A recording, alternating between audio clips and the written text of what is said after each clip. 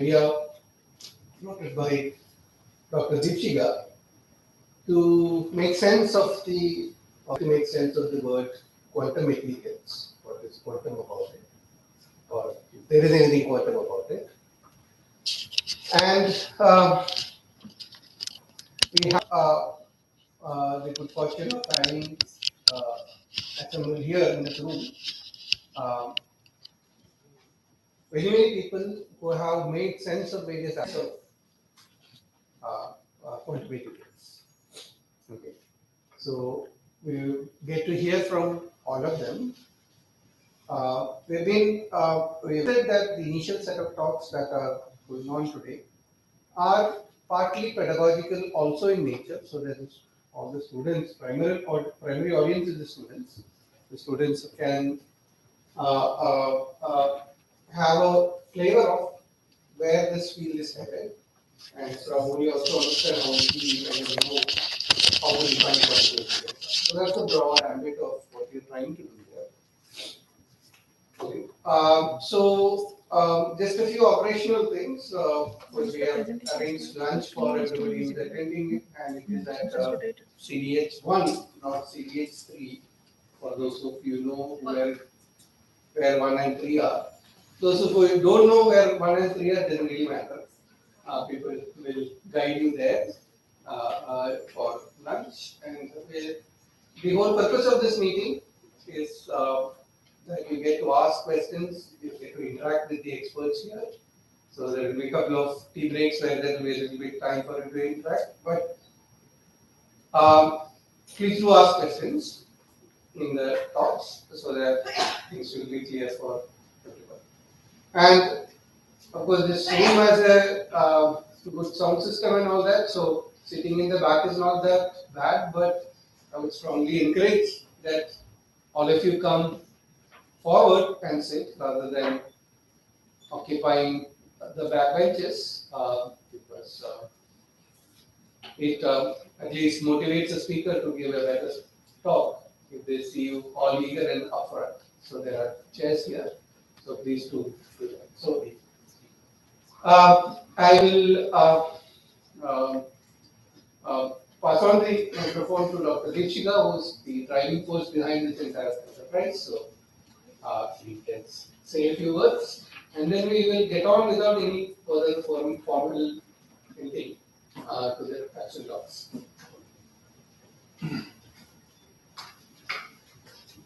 Hello everyone, good morning.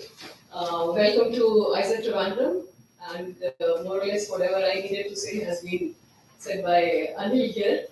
So this workshop came, like many of us more or less here, all of us who are here work on various aspects of quantum matter, and during our works we realized that entanglement seems to be a common thread to understand, or at least try to understand, how these quantum materials work.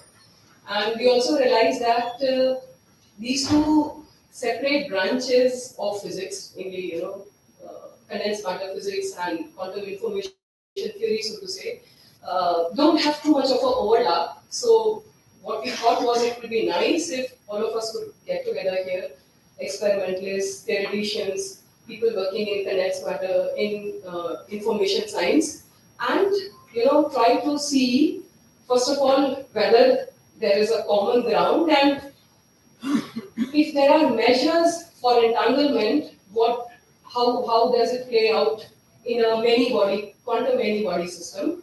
So, I mean, also whether we could together come up with ways of constructing, first of all, new measures of entanglement, and then how we could go about measuring them. So this was the concept by which we decided to have this conference. And the first day is the workshop, which is open to all of you, and then we have 2 days discussion meeting amongst ourselves, which is a closed-door meeting.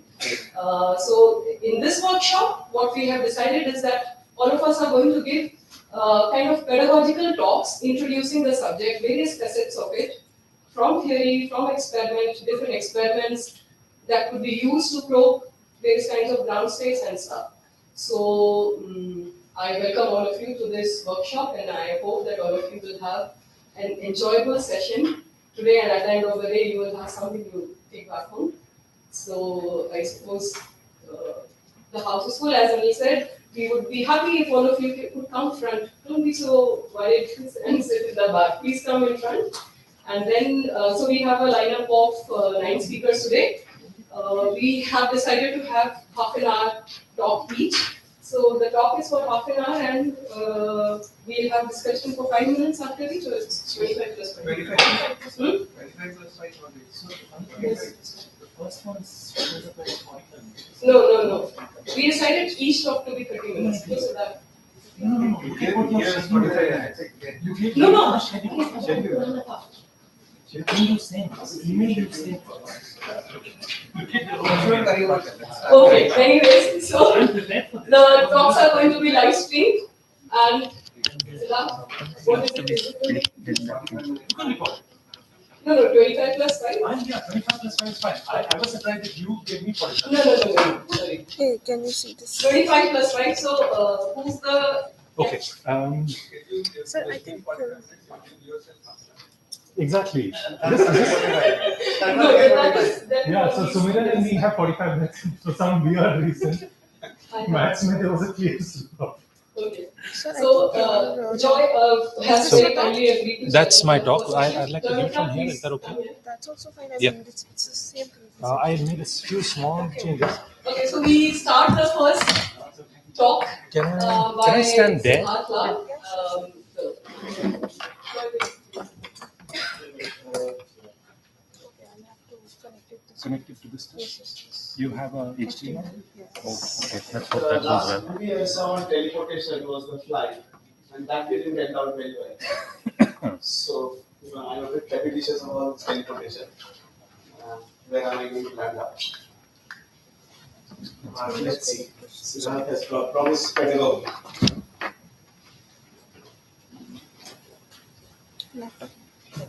Promises are easy to keep, right? Great. Okay. So. Mic. Yes, please. So good. So welcome everyone. I am the I first just- speaker of this conference on quantum materials is Professor Siddharth Lal from I just have to connect it to the Siddharth, USB.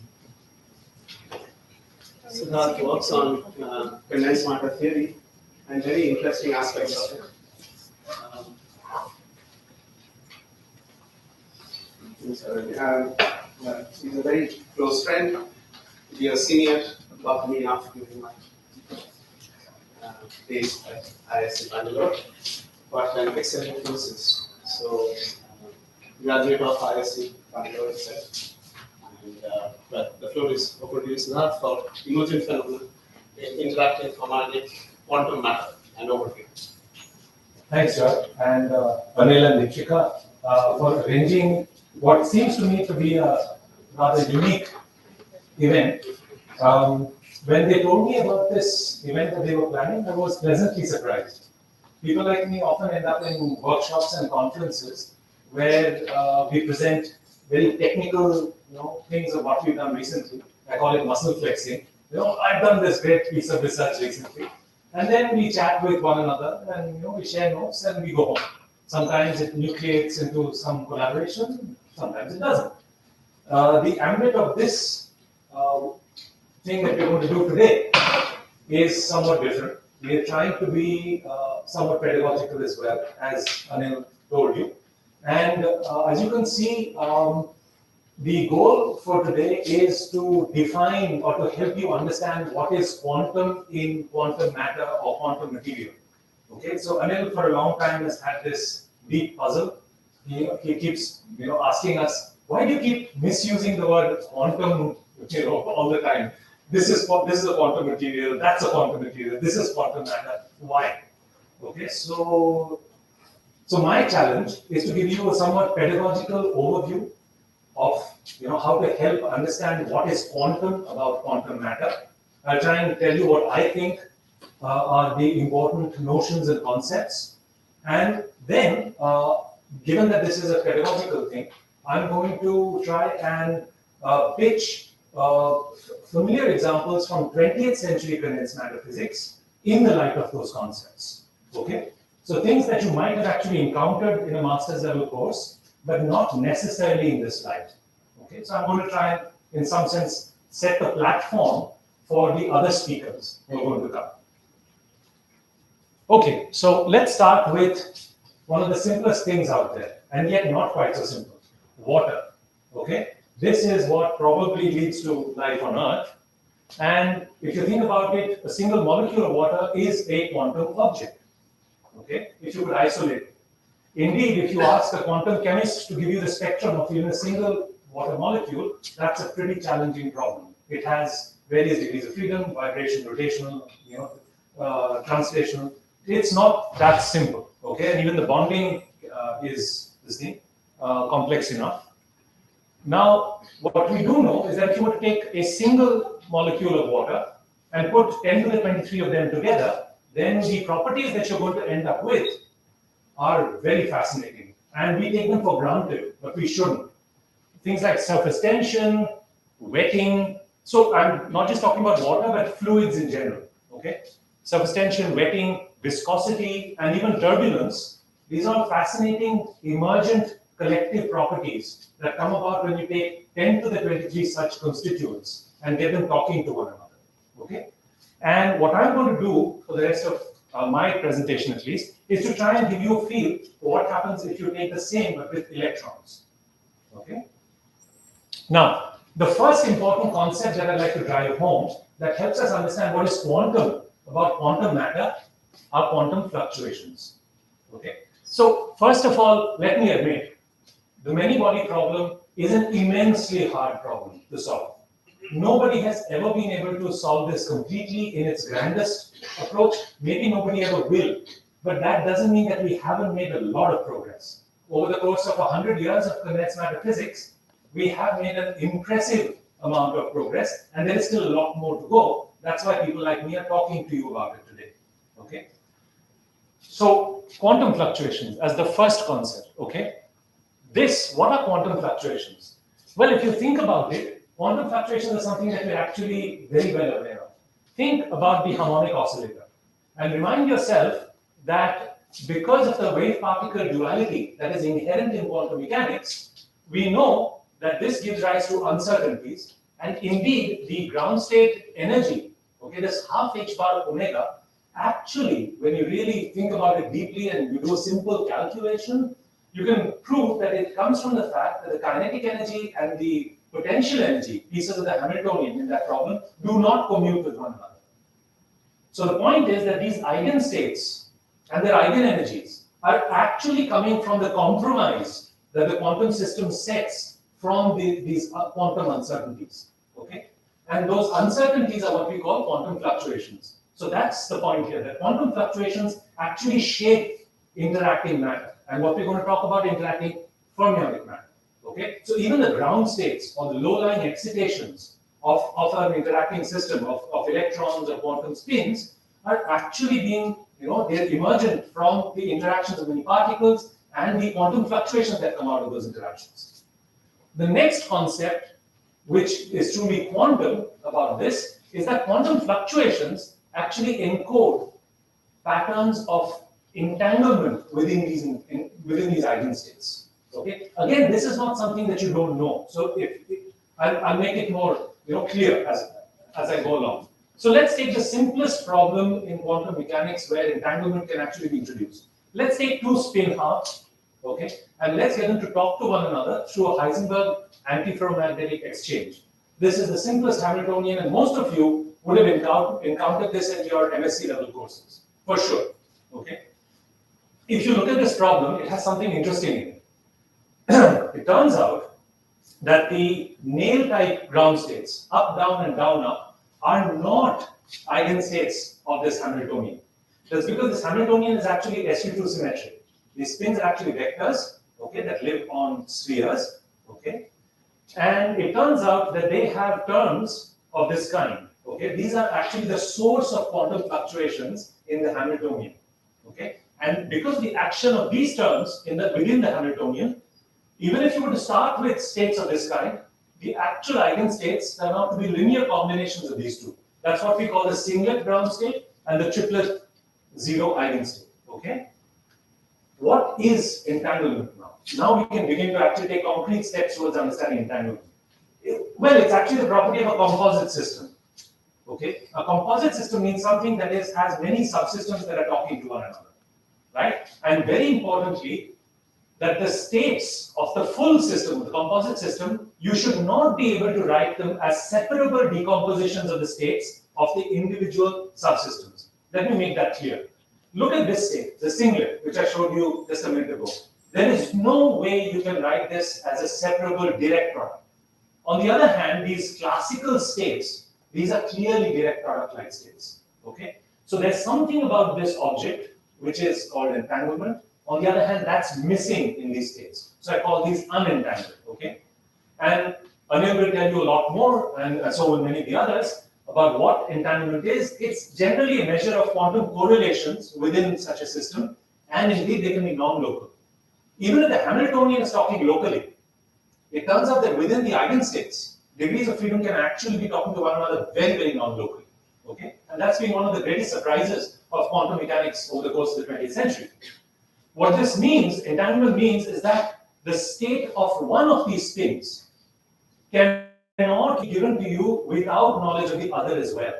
Okay? And what that means is that if you make a measurement on one of the spins, you are actually in some sense also measuring the other one, even if you're not directly measuring it. Okay? And that's quite bizarre. And people like Einstein and his colleagues worried about this. But that's a story I'm not going to get into today. Let me tell you about how to quantify entanglement.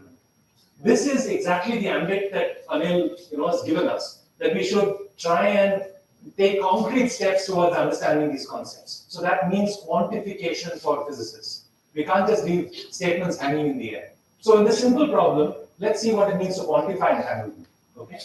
So take that.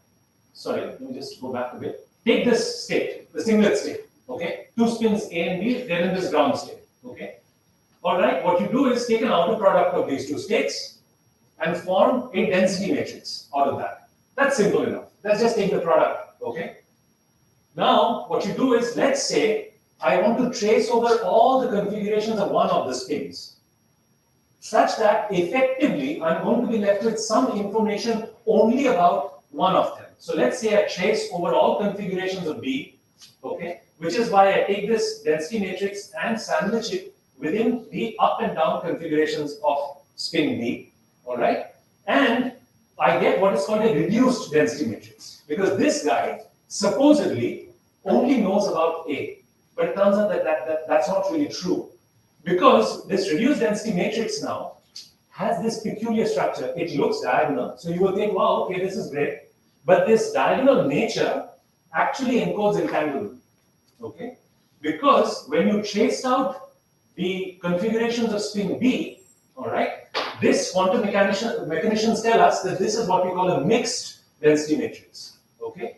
That's because these two spins are actually talking to one another very strongly, and you did a rather stupid thing of tracing over one of them, okay?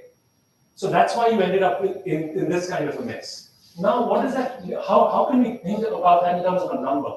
Well, it turns out that this genius, okay, von Neumann, took the ideas from another genius, Boltzmann, and came up with a quantity. He called it entropy. Okay? What he said is, look, what I have here is this reduced density matrix. Okay? If I think of that, all right, as leading to some kind of an entropy, and I essentially use Boltzmann's formula, I take the entries of this diagonal reduced density matrices, half and half, okay, and I plug it into a formula of this kind. What you end up with is a number, log 2. This log 2 is what we call entanglement entropy. It's basically about how strongly are these two spins actually talking to one another within that state. Okay? And it turns out that log 2 is actually maximally entangled, which means that spin A and spin B are actually maximally talking to one another. So if you try to trace over one of them, you end up in a really the most mixed state you could ever imagine. All right? Okay? So then if we've now sort of become familiar with the idea of quantum fluctuations and entanglement, let's take concrete steps towards understanding how to think about many body states. Emergent phenomena. That's what most condensed matter physicists are interested in. This is how ordered states of matter classical or quantum, appear from disordered states of matter. Okay? What drives them? Well, you could either have quantum fluctuations or even thermal fluctuations if you have thermal phase transitions. So some kind of phase transitions is needed. And for this, for the purposes of this talk, I'm going to tell you about how quantum fluctuations drive this phenomenon. Okay? And let me stress that quantum fluctuations are actually there in every form of matter, in some way or the other. They can come about because electrons are talking to one another very strongly, because of the low dimensionality of the system. Okay, maybe you're in a 2D system, or even a 1D line, or even a almost zero-dimensional dot. Okay, you could have frustration. What frustration means here is not what a PhD student or an advisor goes through over the course of 5 years. It's actually of the fact that electrons can actually be talking to one another through many different ways. It's not just the boring Coulomb law. Okay, it turns out that there are many different things that condensed matter physicists have realized over the course of a century. And if all these different channels of communication between electrons start acting against one another, then they so-called frustrate one another. Okay? You could have impurities in the system, disorder. You could have strong electric and magnetic fields. You can see, why condensed matter physics is probably the biggest branch in physics. We have so much ground to play with. Okay? But what it means, essentially, for the purposes of this talk, is that quantum fluctuations are arising from all of this. What's the most interesting playground for us? Is it a gas? Yes or no?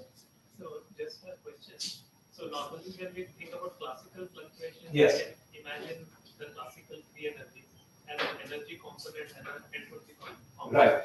Is there a way of thinking about quantum Very fluctuation as a separate component in some? Well, okay, so that's the funny thing. So if you go back to so what Sumaran is asking is, if you study thermal phase transitions, we know that the free energy, the Helmholtz free energy, the Gibbs free energy, has two pieces. There's the internal energy piece, and then there's the temperature times the entropy piece. What he's saying is that for the quantum system, I don't have the temperature times the entropy, because T is gone to 0. So now how do I interpret? Well, that internal energy is itself shaped by quantum fluctuation. That was the first thing I said, if you think about it. So it's all now encoded within just the internal energy, if you wish. And how we tease that out is up to us. That's the tricky part. That's the challenge, in some sense. Okay? So what's the most interesting playground for condensed matter physicists?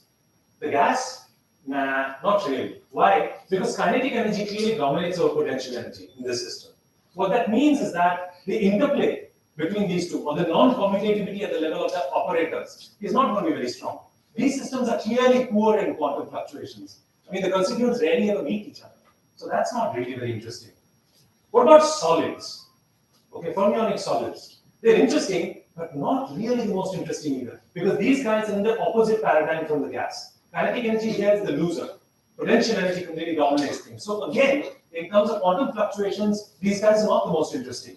It's the guys in the middle, the fermionic liquids, who are actually the most interesting. Because for them, kinetic energy and potential energy stands on the same footing, which means that these guys are actually the strongest in quantum fluctuations, which is why the most interesting problems in condensed matter physics are always about fermionic liquids, liquids in general, quantum liquids. Okay? So what kind of correlative quantum liquids can we get? There are two kinds. One is the weakly interacting kind. The weakly interacting kind are typically those that we became familiar with over the course of the 20th century. Okay? The interactions are not necessarily very strong, and indeed, they are full of broken symmetries, symmetries that are lowered spontaneously. These cases turn out to be only short-range entangled in real space. Good examples are ferromagnets, superconductors. These are things that you're familiar with from your master's level courses. Okay? And then the more interesting things that are happening nowadays are, states like the fractional quantum Hall effect, which have a non-local order. They could be topological, quantum critical points where there's a lot of quantum fluctuations, and all of these states. This is the ambit of the 21st century in some sense. This is where entanglement is very strong, fluctuations are very strong. Okay, but for me, I'm going to be, taking a pedagogical approach, and I'm just going to tell you how to understand the stuff from the last century in terms of this new language. Okay, so the last century, or the paradigm of the last century, was created in some sense by these three gentlemen, Ginsburg, Landau, and Wilson. All three Nobel Prize winners, some of the deepest thinkers we had. What did they teach us? They taught us that phase transitions are what lead to emergent phenomena, and they are driven by thermal or quantum fluctuations. And if you think about the kind of, all the emergent phases that we're familiar with, those are all actually what I would call classical orders. Okay, these are crystalline orders or classical liquids, and they typically arise from the spontaneous breaking of symmetries. You experimentally, you characterize them in terms of some measure of order. You have something called an order parameter. In a magnet, that would be magnetization. In a superconductor, it would be superfluid density. These systems also have something called long-range order. What that means is that in the ordered state, there's a typical length scale called the correlation length scale. And if you're looking at correlations far beyond that, you will find that all correlation functions just become, products of expectation values of the order parameter.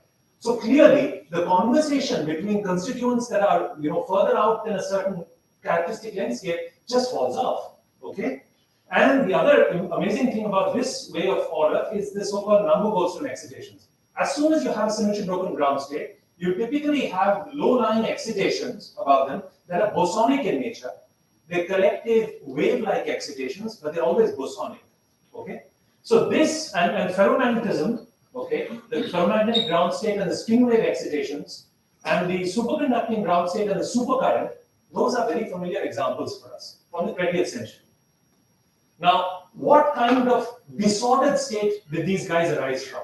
They actually arose from the simplest metal that we can understand, the so-called Landau Fermi liquid. Okay, the electrons here are not very strongly interacting with one another, and it turns out that Landau's genius was that he was able to show us that this is the simplest metal, and indeed this system is adiabatically continuous with a non-interacting Fermi gas. Okay. Because all the good quantum numbers, for instance, the momenta of all the electrons, those are all good quantum numbers. Okay? Despite the fact that they're interacting with one another, if the interactions are weak enough, then all the good quantum numbers of your Fermi gas just go through. So that's quite amazing. Okay? Now, in such weakly interacting systems, it turns out that many of the traditional many-body perturbation theory methods that were set up over the course of the 20th century, okay, many-body theory, quantum field theory, all the perturbative methods, Green's function theories, they all work very well. The reason a lot of those work very well is because these systems typically are weakly interacting and they are poor in inter-subsystem entanglement. Okay? What that means is that the ground states and low-lying excited states can be thought of as simple direct products. And that's the miracle. Okay? So let me give you a few concrete examples and then I'll end my talk.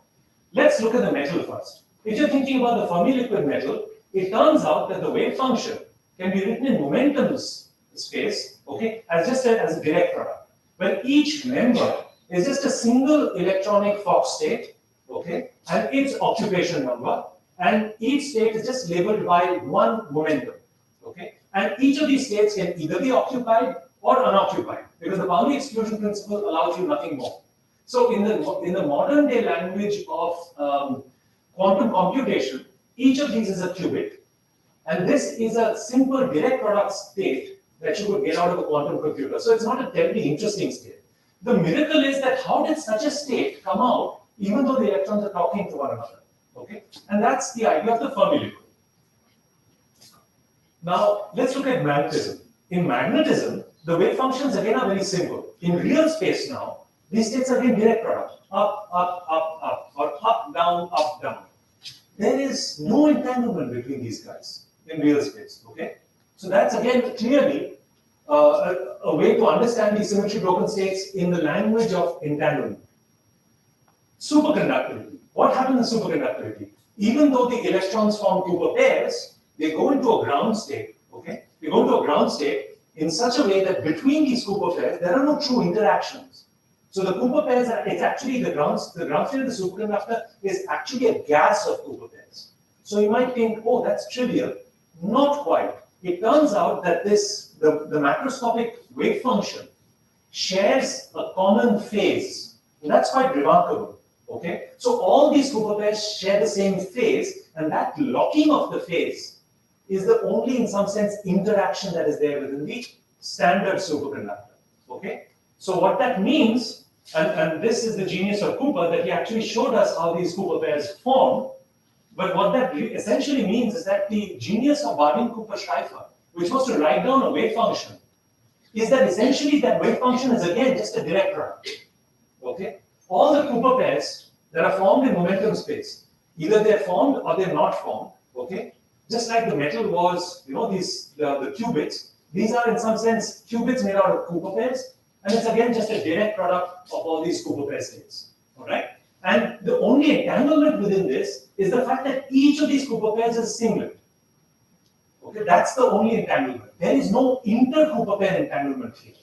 Okay, so again, a lot of the familiar systems from 20th century condensed matter physics can actually be understood using this language of quantum fluctuations and many particle entanglement. This is not the end of the story. This is my last slide. This is not the end of the story. It turns out that all the 9 so-called experts who are going to be talking to you today, none of us is really working in the stuff I told you about, even though that's what we teach you in your master's level courses. Okay? Typically, because those are the foundational pillars of condensed matter physics. None of us is really doing any more research in that. And the reason is, there isn't much excitement left there anymore. The stuff that is truly exciting today are things like the fractional quantum Hall states, spin liquids, Cooper pair insulators, Mott liquids, strange metals that are called non-Fermi liquids. All of these are strongly entangled quantum liquids. They're strongly interacting. They have huge quantum fluctuation content. They have massive entanglement. Okay, those are some of these. I hope that some of my colleagues will be teaching you the fundamentals of some of these things as we go along. And if you'd like to talk to me about what kind of research I do, I'll be available across the course of the day. But my point to you today is that I hope to have shown you that a somewhat unfamiliar language can actually be made familiar. We all know what quantum fluctuations and entanglement are at some level, if you think about it. Okay? And that, in some sense, is my answer to Anil's question. What's quantum about quantum matter? It's these aspects of matter that are truly quantum. And there is no way you can compare this with anything classical. And what I tried to show you was that in the 20th century, the great successes were somehow that we were able to recast truly quantum matter into a classical framework. Okay? But now that's not true anymore. So what people are trying to do now is to learn the rules of the game for truly interacting, strongly interacting quantum matter. Okay? And that is an ongoing journey. So a new world will hopefully open up for you. And if that's what you want to do for your PhD or your career ahead, then hopefully that's an exciting journey that you should strongly consider.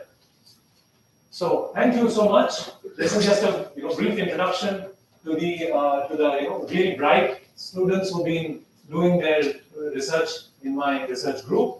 Thanks. Thank you, Siddharth, for this very interesting talk. Questions from the audience?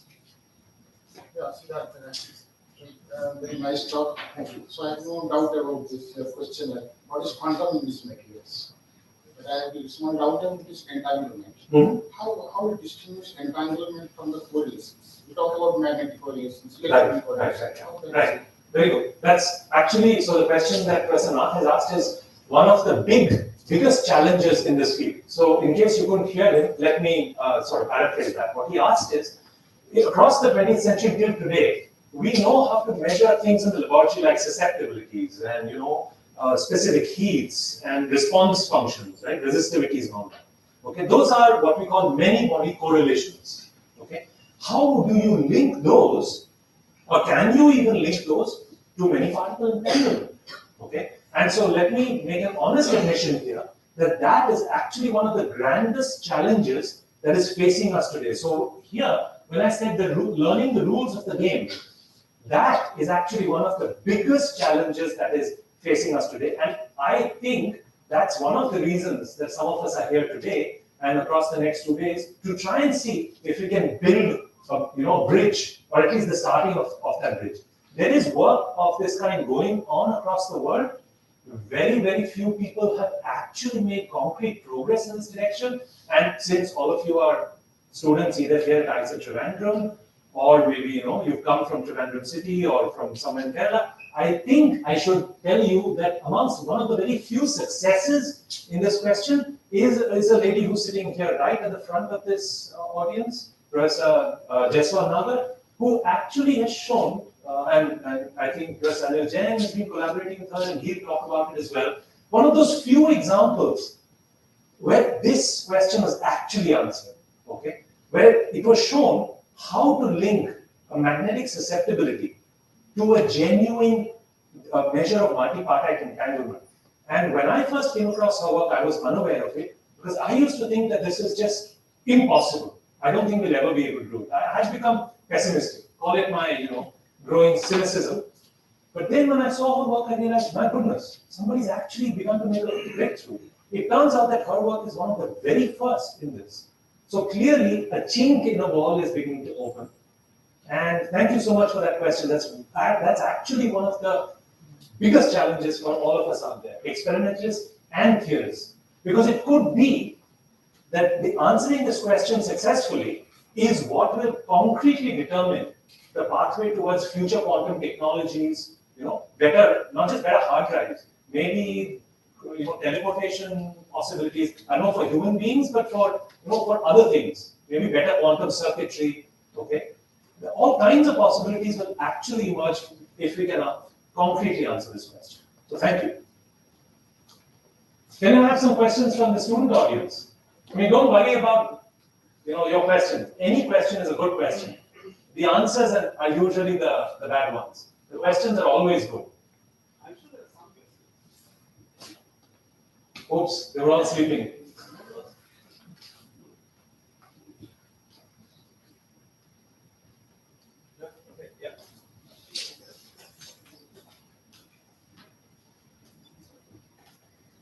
So that you mentioned this BCS state has this Cooper pairs which are unentangled, right? Right.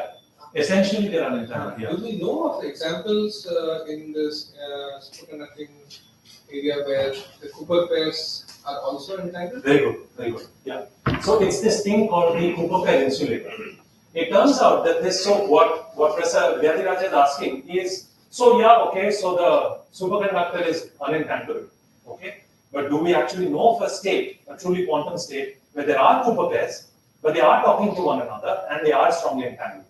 So imagine a system where you have Cooper pairs in there, but the phase coherence between them, the long-range phase coherence is completely scrambled for some reason. Basically, the reason is that there are strong quantum fluctuations that scramble. Where those quantum fluctuations come from, they could be multiple roots. But if such a system existed, okay, then it turns out you get into something I call a Cooper pair insulator. So in my own research, we've actually found some examples of this, and you can get some extremely densely entangled system of state of Cooper pairs. So that ground state is actually in some sense like the dual to the BCS state. Both have Cooper pairs, but if you think of one as a wave, which is absolutely unentangled, the other one is like a particle state and it's densely entangled. So it's bizarre. The amazing thing is just last night, I was talking to Professor Madhu Thalakulam, who's a faculty here. He's actually doing experiments, okay, where he's seeing signatures of things like the Cooper pair insulator. Again, this was an amazing thing for me because when I was writing my paper on this stuff, I was reading about papers in papers from people in Argonne National Laboratory, halfway across the world, and their claims were not clear to me.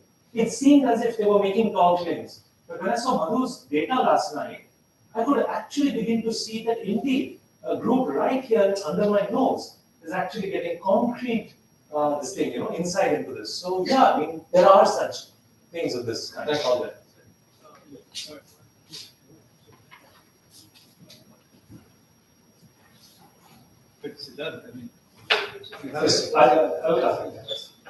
Just with this Cooper pair entanglement question arose in my mind. So if we have two superconductors, maybe very like nanoparticles of superconductor, I'm not sure if I'm asking it correctly.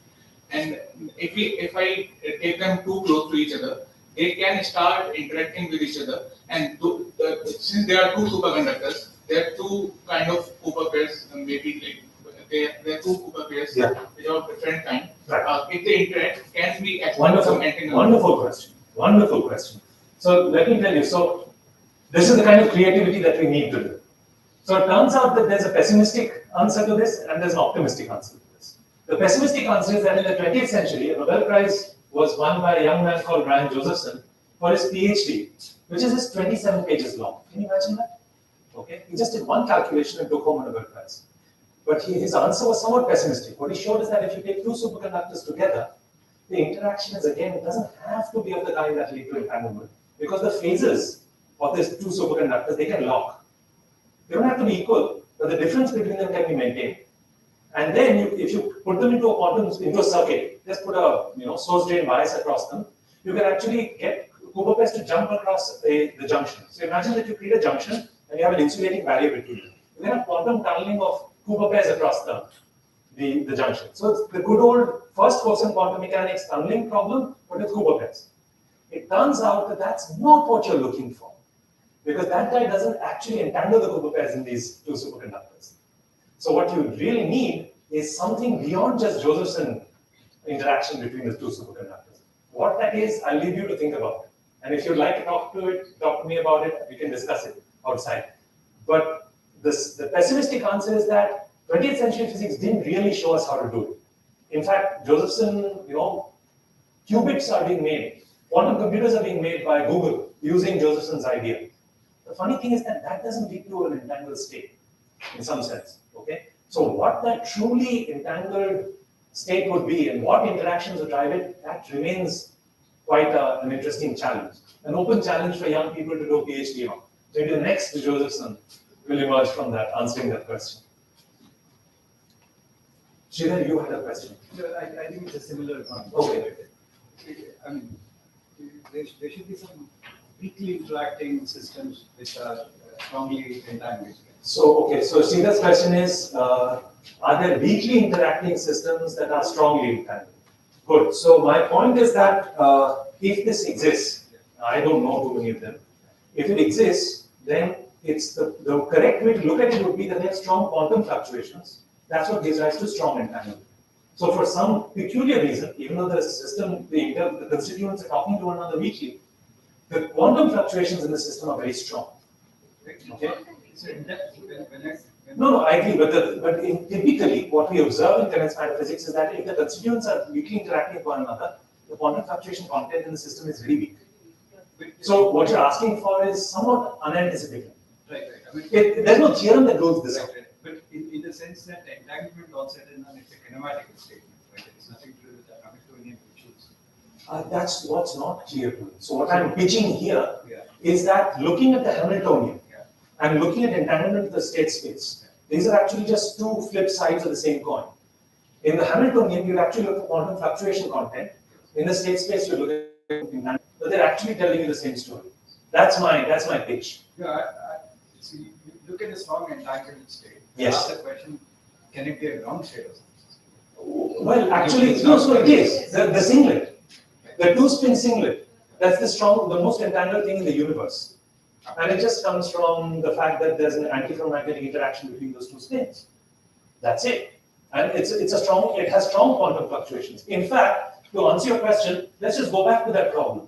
If you look at this problem, look at how this works out. It's quite remarkable. So just look at this.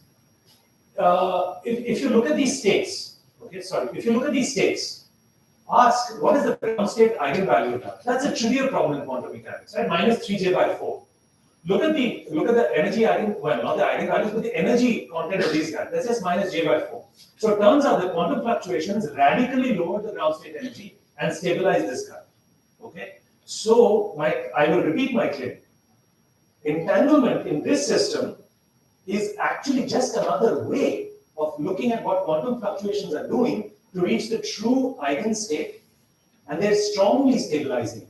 Just like in a harmonic oscillator, the way the half h bar omega comes out from quantum fluctuations, there's no entanglement there because it's just a single system. But here, the stabilization of the ground state is actually because of these quantum fluctuations. Because the classical ground state just can't even compare with this guy. This is much better. It outcompetes the classical states by a huge mile. And the entanglement content is the best in the universe. So even in a prototypical quantum mechanics problem that you can teach somebody across a cup of coffee, you can see the message that I'm trying to pitch here. So it's not clear to me that we easily identify a weakly interacting system that has strong fluctuation content and strongly entangled. I suspect strong is the way to go. The stronger the interactions, the stronger the quantum fluctuations, and the stronger the entanglement. Sure. So any system which is similar downstream, we have Yes. strongly entanglement. True. Any system. Yes. So any system, Ramesh, so the point is any system. So what Professor Nath is asking is any system that gives me a singlet. Surely that's very strongly entangled ground state. Excellent. But this prototypical problem is just two spins talking to one another, no? Actually, if I were to show you that there's a 1D spin chain, with 10 to the 23 guys all talking to one another, they go into a global singlet state. Can you imagine how strongly entangled and interacting those guys are? In fact, the physics of the 1D spin chain is completely driven by the many-body version of this story. There, the global singlet comes about because of strong quantum fluctuations in the chain and the stabilization of energy because of them. Okay? So, yes, you're absolutely right. But the question is that what we're seeing here, because of two spins talking to one another, what if 10 to the 23 spins start trying to achieve this? The spin liquid. Huh? Sorry? No, even the Condor singlet. And if you have a lattice of Condor singlets. I mean, so all these systems are the many-body avatars of this toy problem. Those ones are much more fascinating. If this is fascinating, that one is fascinating square, I would say. It is not just a singlet which can give rise to the entangled state. Even the triplet can give us. No, absolutely right. So we have entangled state of the triplet. You're absolutely right. So this guy gives you log 2. This guy will also give you log 2. Right. No, so your point is well taken, Shekhar. But the point really is that both of these are an outcome of strong quantum fluctuations. Yeah. Okay? And in that sense, if I were to make J ulta, suppose I flip the sign of J, then you know that this is one of the ground states. The ferromagnet, the humble ferromagnet that we think about, you might say that up and down are the only eigenstates out there. No way. This is actually one of them. But it turns out that in the ferromagnet, spontaneous symmetry breaking is so strong that either up or down is chosen. This guy will never be chosen. Okay? But in the antiferromagnet, because this is a unique ground state, this can actually be found. Yes, one second. There's a question there.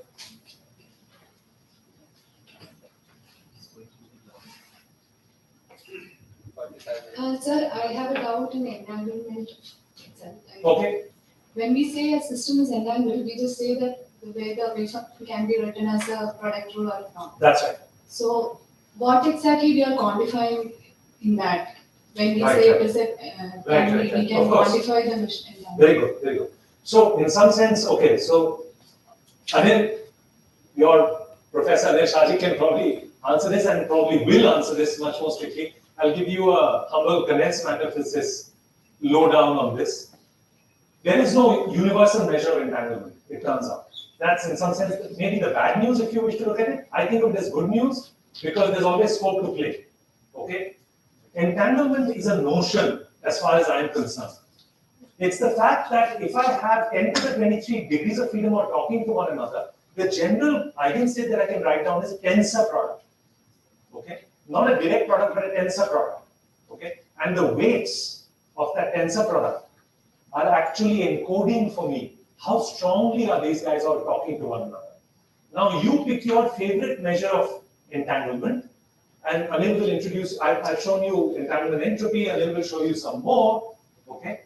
All of these are essentially telling us that when the system goes into this tensor product, all these systems are strongly, some sense, talking to one another. They're communicating to one another. This quantum communication, in quotes, is my humble answer to your question. We have to quantify. And in some sense, like Professor Nath's question, how do we take quantifications from here and take it to the laboratory? Okay? How do we link this up with the correlation function I measure? Or some spectroscopic measurement or transport? That That's open challenge. Okay? But generally, when I can write down a tensor product state for a massively interacting system, the entanglement is going to come one way or the other.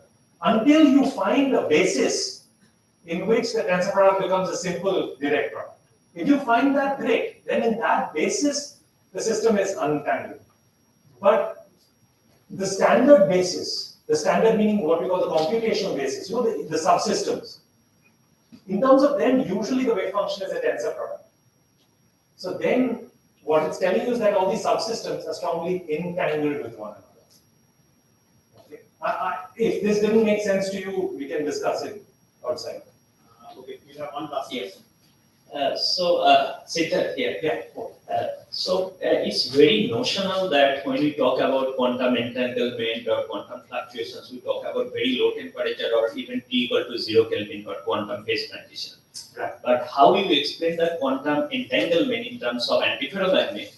If I increase the value of lambda here, basically exchange interaction, Yes. if it is way more than room temperature, Yes. then I can achieve quantum fluctuations at room temperature. Yes. So that means from quantum materials perspective, we have to look for materials where we have very high exchange interaction so we can achieve. Excellent point. And in some sense, I will again cast that in a historical framework. What I will posit is that it was only in the 1980s with the advent of quantum Hall and high temperature superconductivity, and in some sense from the 70s with heavy fermion systems and organic conductors, that we began to see experimental systems where what you're saying actually comes to life. You see really complicated phase diagrams full of phenomena that are surely quantum, but you're seeing them at 200 Kelvin. And now, of course, there are so many of you here in this room today who are actually routinely getting this in your laboratory. All that physics is very much coming from 0 temperature, but you're able to see it at finite temperatures. My take here is, do we have an idea of the theoretical notions by which we can build the tools and techniques by which we can, tell you how this is happening at finite temperatures? You are seeing it. That's a fundamental fact that we cannot deny. So Anil's question has an answer. Quantum matter is quantum for a reason. Whether or not we have the theorists have the tools and techniques by which we can then explain why that particular system is so strongly quantum, that is in some sense a big challenge. And then hopefully that if we can get answers, we can feed in to the experiments and say, look, the material you were studying there was fascinating, but if you tweak this, you'll get a yet more fascinating system, which then can help realize so and so functional material or device or whatever. So that's the feedback. But as in my humble opinion, where condensed matter stands today, there are any number of experimental challenges out there, that have been firmly established. Lots of phase diagrams and phenomena that are out there, which are just not understood theoretically. Okay, with that, and we thank Siddharth once more for a very useful talk. The next speaker for today's session is Thanks for putting up with me. Dipshika. Oh, And Dipshika is going to speak with the lead here from ICER. Yes. You need this? Oh.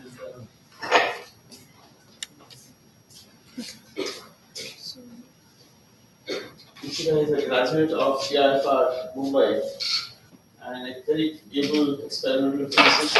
And today she is going to talk on experimental investigations of quantum materials. So over to you.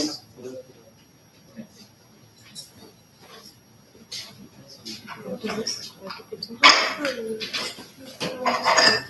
this one. And this one.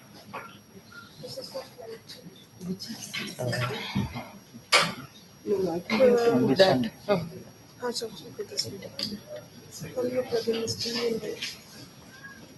We have tried it. We have okay.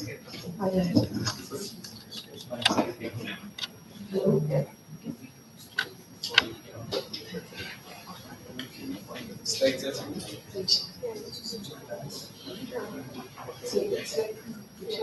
This one is this for going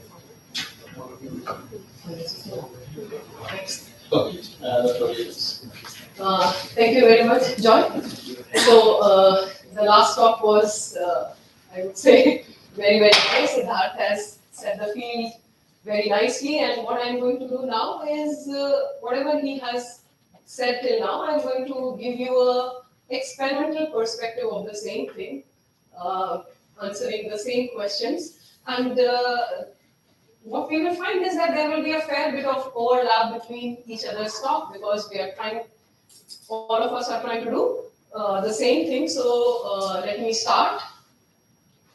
So let me start by telling you about phase transitions, because the audience is pitched at a master's or whatever basic third year level. So I thought I'll start with phase transitions, and all of you know that these are change in the properties of the physical system when some parameter, for instance a temperature, is changed through a critical value.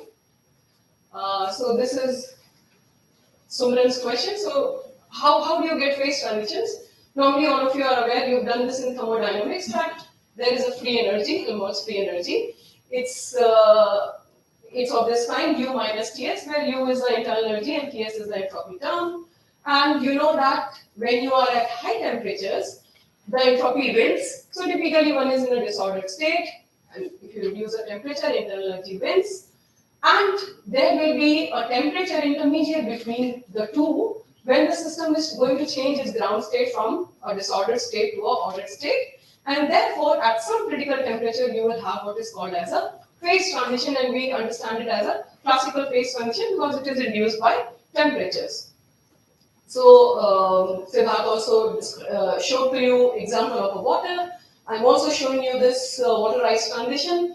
You have done experiments in your lab where you try to calculate the specific heat or latent heat of water in the lab. T greater than Tc is water and T less than Tc is ice. This is an example of a first order phase transition where phases coexist. The second example that I want to show you is that of a magnet. So the black dots that you see here indicate lattice points. So imagine that there is a lattice which has been created, and these red arrows are spins on them. So you can see that on the left side, this graph shows you spins which are randomly oriented. So this is what is called as a paramagnet. And if I reduce my temperature, it may happen that all these spins are aligned in a particular direction. This ground state is what is called as a ferromagnet. And induced by temperature, there will be a change of ground state from a paramagnet to ferromagnet at some temperature which is called as the Néel temperature.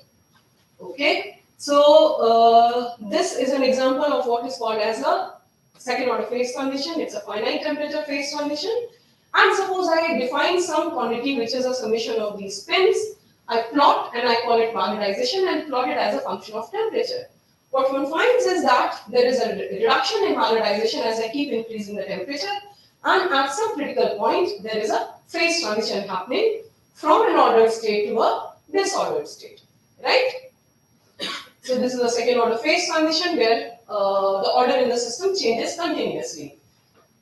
Typically they are driven by some temperature T. And as Siddharth has mentioned, there will be an order parameter which is 0 in the disordered state and has a finite value in the ordered state.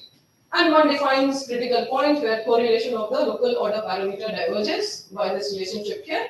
Xi is the correlation length and U is the critical exponent. So this has been already introduced to you by Siddharth in the last slide.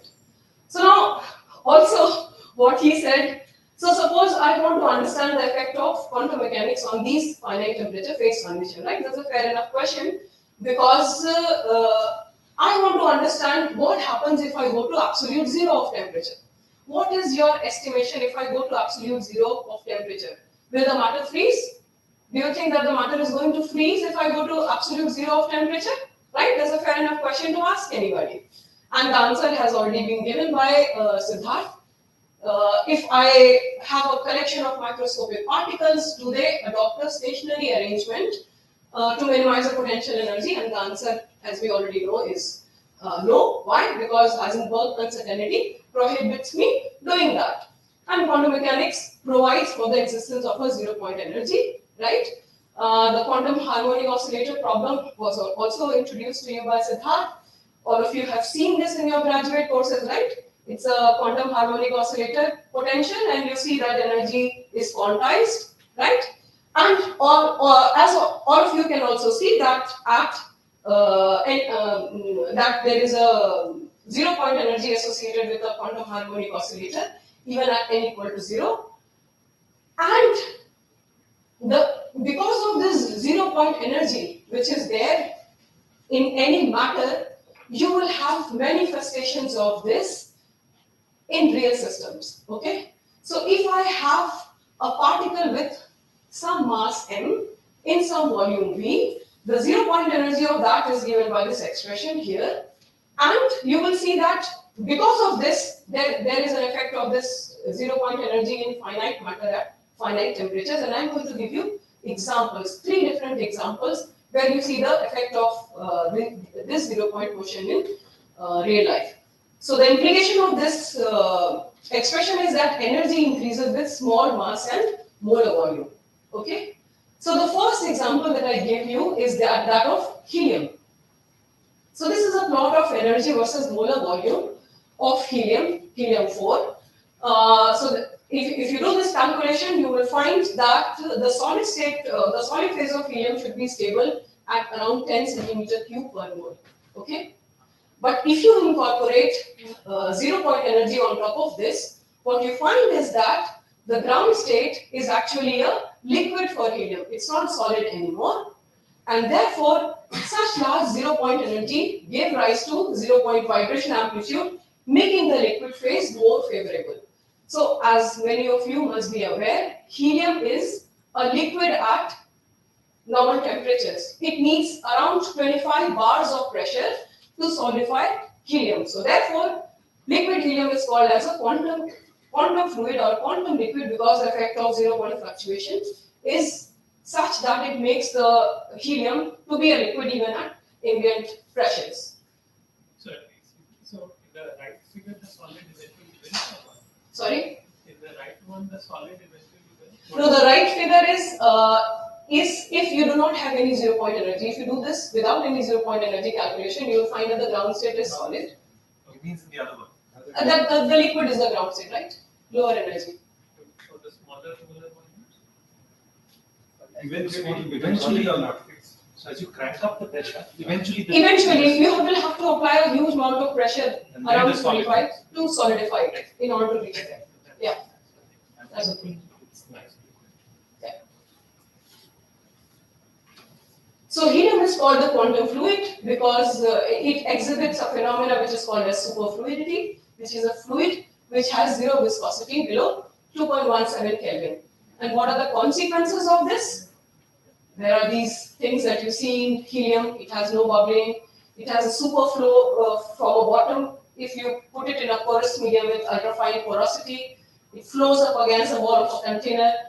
Fountain effect. So, for instance, what people did was they took a glass construction and put some alumina and some porous material on top of that. And when they were trying to put radiation in that, they found that helium came out of a pressure which is called as the fountain effect.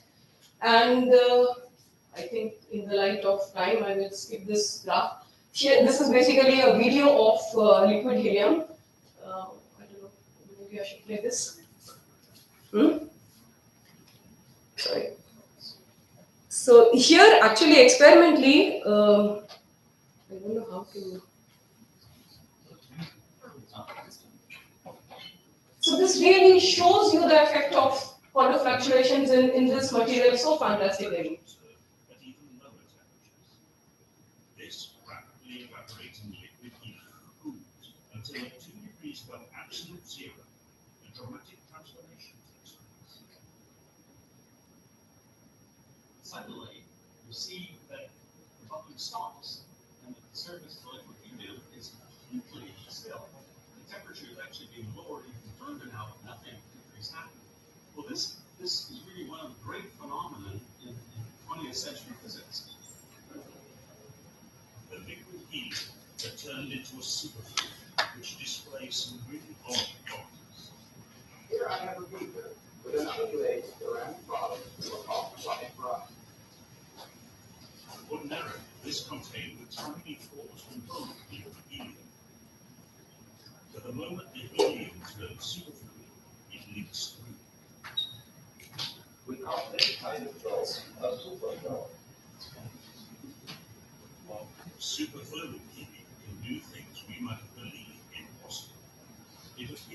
defy gravity. A thin film can climb walls and escape its containers. This is because a superfluid has zero viscosity. It can even produce a frictionless phantom, one that never stops flowing. Superfluidity and superconductivity were baffling concepts for scientists. New radical theories were needed to explain them. Okay. So, I like this documentary quite a lot because it really shows that when you say that this is a quantum fluid, it has properties which is really against what you normally observe in other fluids. Okay. So then we found that quantum fluctuations have deep consequences for helium. And my question is whether you have similar consequences for other materials. And as Siddharth has made it apparently clear, the strength of such fluctuations can be tuned by non-thermal control parameters like magnetic field, pressure. And I come back again to the same example that we have seen previously, that if you have ordered magnetic system at t equal to 0, and let's say you apply a perpendicular magnetic field on such a system. What happens to this system if you go to t equal to 0? And the answer is that if you go to sufficiently large magnetic field, a phase transition will happen from the ordered ferromagnetic state to a disordered paramagnetic state, and I will show you experimentally how this was done. So such phase transitions that occur at t equal to 0 and driven by quantum fluctuations are called as quantum phase transitions. So the same graph now, what you see is that instead of magnetization that I had plotted in the previous graph, the y-axis is now temperature, and the x-axis, which was a temperature in the previous graph, is now some control parameter. I call it R. It could be pressure, it could be magnetic field. And suppose I do an experiment in which I am tuning some ground state, which was, let's say, in the previous example, a ferromagnet or antiferromagnet, whatever, and I increase this value of R. What you find is that there is a systematic decrease in this temperature, the ordering temperature, and now you have a phase transition which is happening at t equal to 0. And since it is governed by quantum mechanical fluctuations, such phase transitions are called as quantum phase transitions. And it separates any two kind of phases, quantum phase 1, quantum phase 2, and the critical value, as I said, is the quantum critical point. So the question that we have been asking is, are they just theoretical constructs, since third law of thermodynamics prohibits you from attaining t equal to 0 Kelvin, right? All of you are aware of this. So why? Why are we studying quantum phase transitions? I mean, theoreticians wanted to do some calculations. They did something and then they said, okay, it's a very nice problem and why should I worry? Because in the real world, there is no t equal to 0. I mean, at least you are not reaching that, right? The answer to this question is that even though this phase transition is happening at t equal to 0, the effect of that point at t equal to 0 is felt in finite portions of phase diagrams, as they are called, temperature versus control parameter. And that's the reason why such phase transitions, even though they are happening at t equal to 0 Kelvin, are so interesting and so nice because they make your properties at finite temperatures very different from what would be expected classically in the absence of such a critical point which was sitting at t equal to 0 Kelvin. Okay? So this region is what is called as a quantum critical region, and we want to see the effect of this critical point on the finite temperature region, right? Because you see that it is extending from t equal to 0 to finite temperatures, which are accessible to experiments. Okay. So the first, how to say, very clear example of experimental construction of a quantum phase transition was in this material which is called as ytterbium ruthenium 2 silicon 2. And I'll tell you how experimentally we were, not me, but people were able to make this experimental phase diagram. Right. So this is something which is called as a heavy fermion. You don't have to worry about the meaning of heavy fermion. So this is a measurement which was done by these gentlemen in 2002. The graph that you see is a plot of AC susceptibility versus temperature. And if I focus your attention to these plots that you see, so this open circle represents the measurement done at 0 feet. The fill square, circle, square, fill square, open square are now the same measurements done in the presence of applied fields. So the first graph here is in 0 feet, and then you want to see what happens to this susceptibility graph as I keep cranking up the value of applied field. Okay, so the first thing that you should notice is that there is a kink here. This is the temperature that denotes the phase transition from an antiferromagnetic state to a paramagnetic state. Okay, mark that arrow. So there is a temperature where you will see a kink, and it is the marking of transition from an antiferromagnetic state to a paramagnetic state. Now, as I keep increasing the value of applied field, you will see that this transition temperature Tn is shifting to lower values of temperatures, right? Can you see?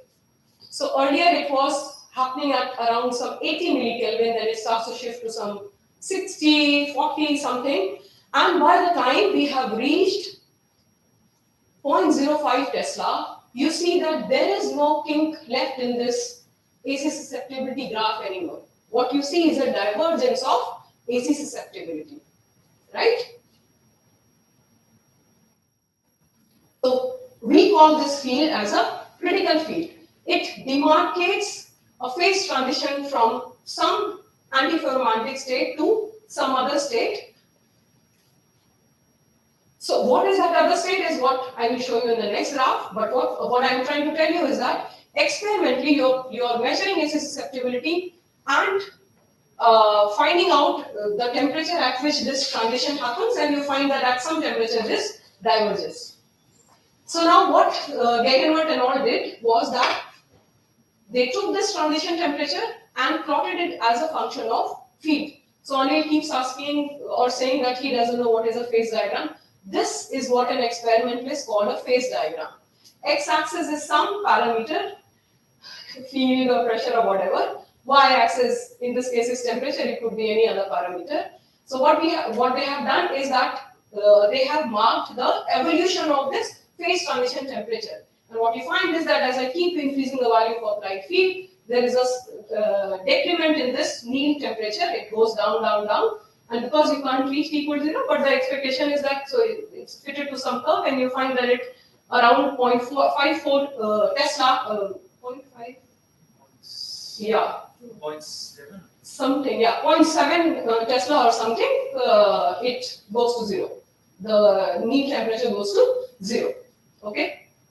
Now you compare this with this schematic phase diagram that I had shown you previously, right? You can see that there is a decrease in this transition temperature as I keep increasing the value of this control parameter, right? So this is called a phase 1, which is the antiferromagnetic state, which I've shown on the left side. So the next question that I want to ask is, can I also map this quantum critical region that I have been talking about? I've been saying that there is a region in which you will see the effect of this critical point here, right? Experimentally, how is it possible to do that? So the answer to that question is by measuring another quantity which is called as resistance, and all of you know what is resistance. The Fermi liquid scenario which Siddharth has proposed tells that resistance varies as T squared. It goes as T raised to some alpha, where alpha is equal to 2 for a Fermi liquid. Okay.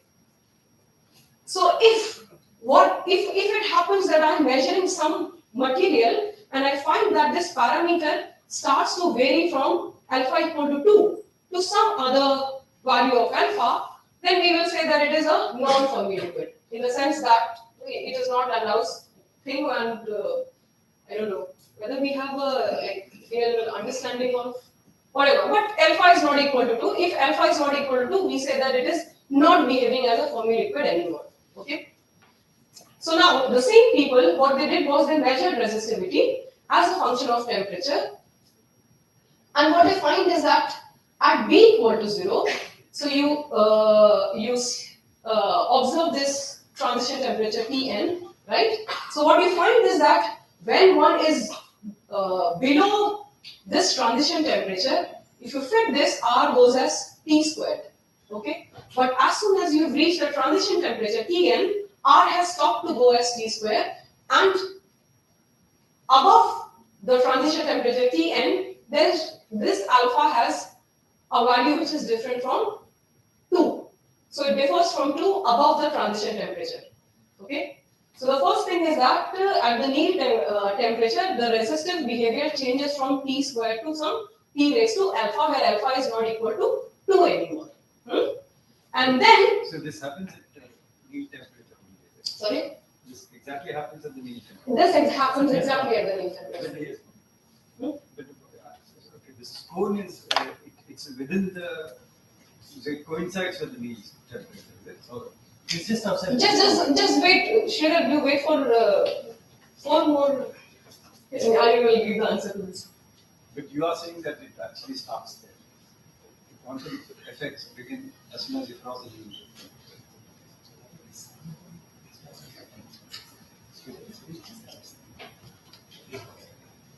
Okay, just hold on. We will discuss this question. So now, if I keep increasing the value of magnetic field, what I find is that the range where R goes as T square starts to decrease. It goes like this, and exactly at that value of 0.0, I mean, in the susceptibility it was 0.05 Tesla, but in resistance it is actually at 0.06 Tesla. What we find is that R doesn't go as T square at any range of temperatures. It is linear completely from here to there. But what was interesting is that as soon as you go to fields above 0.05 Tesla, the Fermi liquid behavior reappears. So R again becomes T square above the phase transition temperature field of 0.06 Tesla. Okay, so then once again you can just mark these points here. So it seems that a non-Fermi liquid region is sandwiched between 2 Fermi liquid regions, and this is the phase diagram which was plotted by Gegenbert et al. And what you see is that, so now let me explain this phase diagram to you. The color code here is the value of alpha. Y-axis is the temperature, x-axis is the magnetic field. This is similar to this line, this graph here, temperature and field. What is happening in the blue curve here is the value of alpha. So what you find is that alpha, when it is blue, alpha is 2, but when alpha is not equal to 2 and it is varying from 2 to 1, the color is steadily going down from blue towards orange. So what you find is that in this part here, it is Fermi liquid, and also on the right side of the critical point, it is also Fermi liquid, and there is a huge cone-like region. This big portion here, where you will see that the system is not at all Fermi liquid.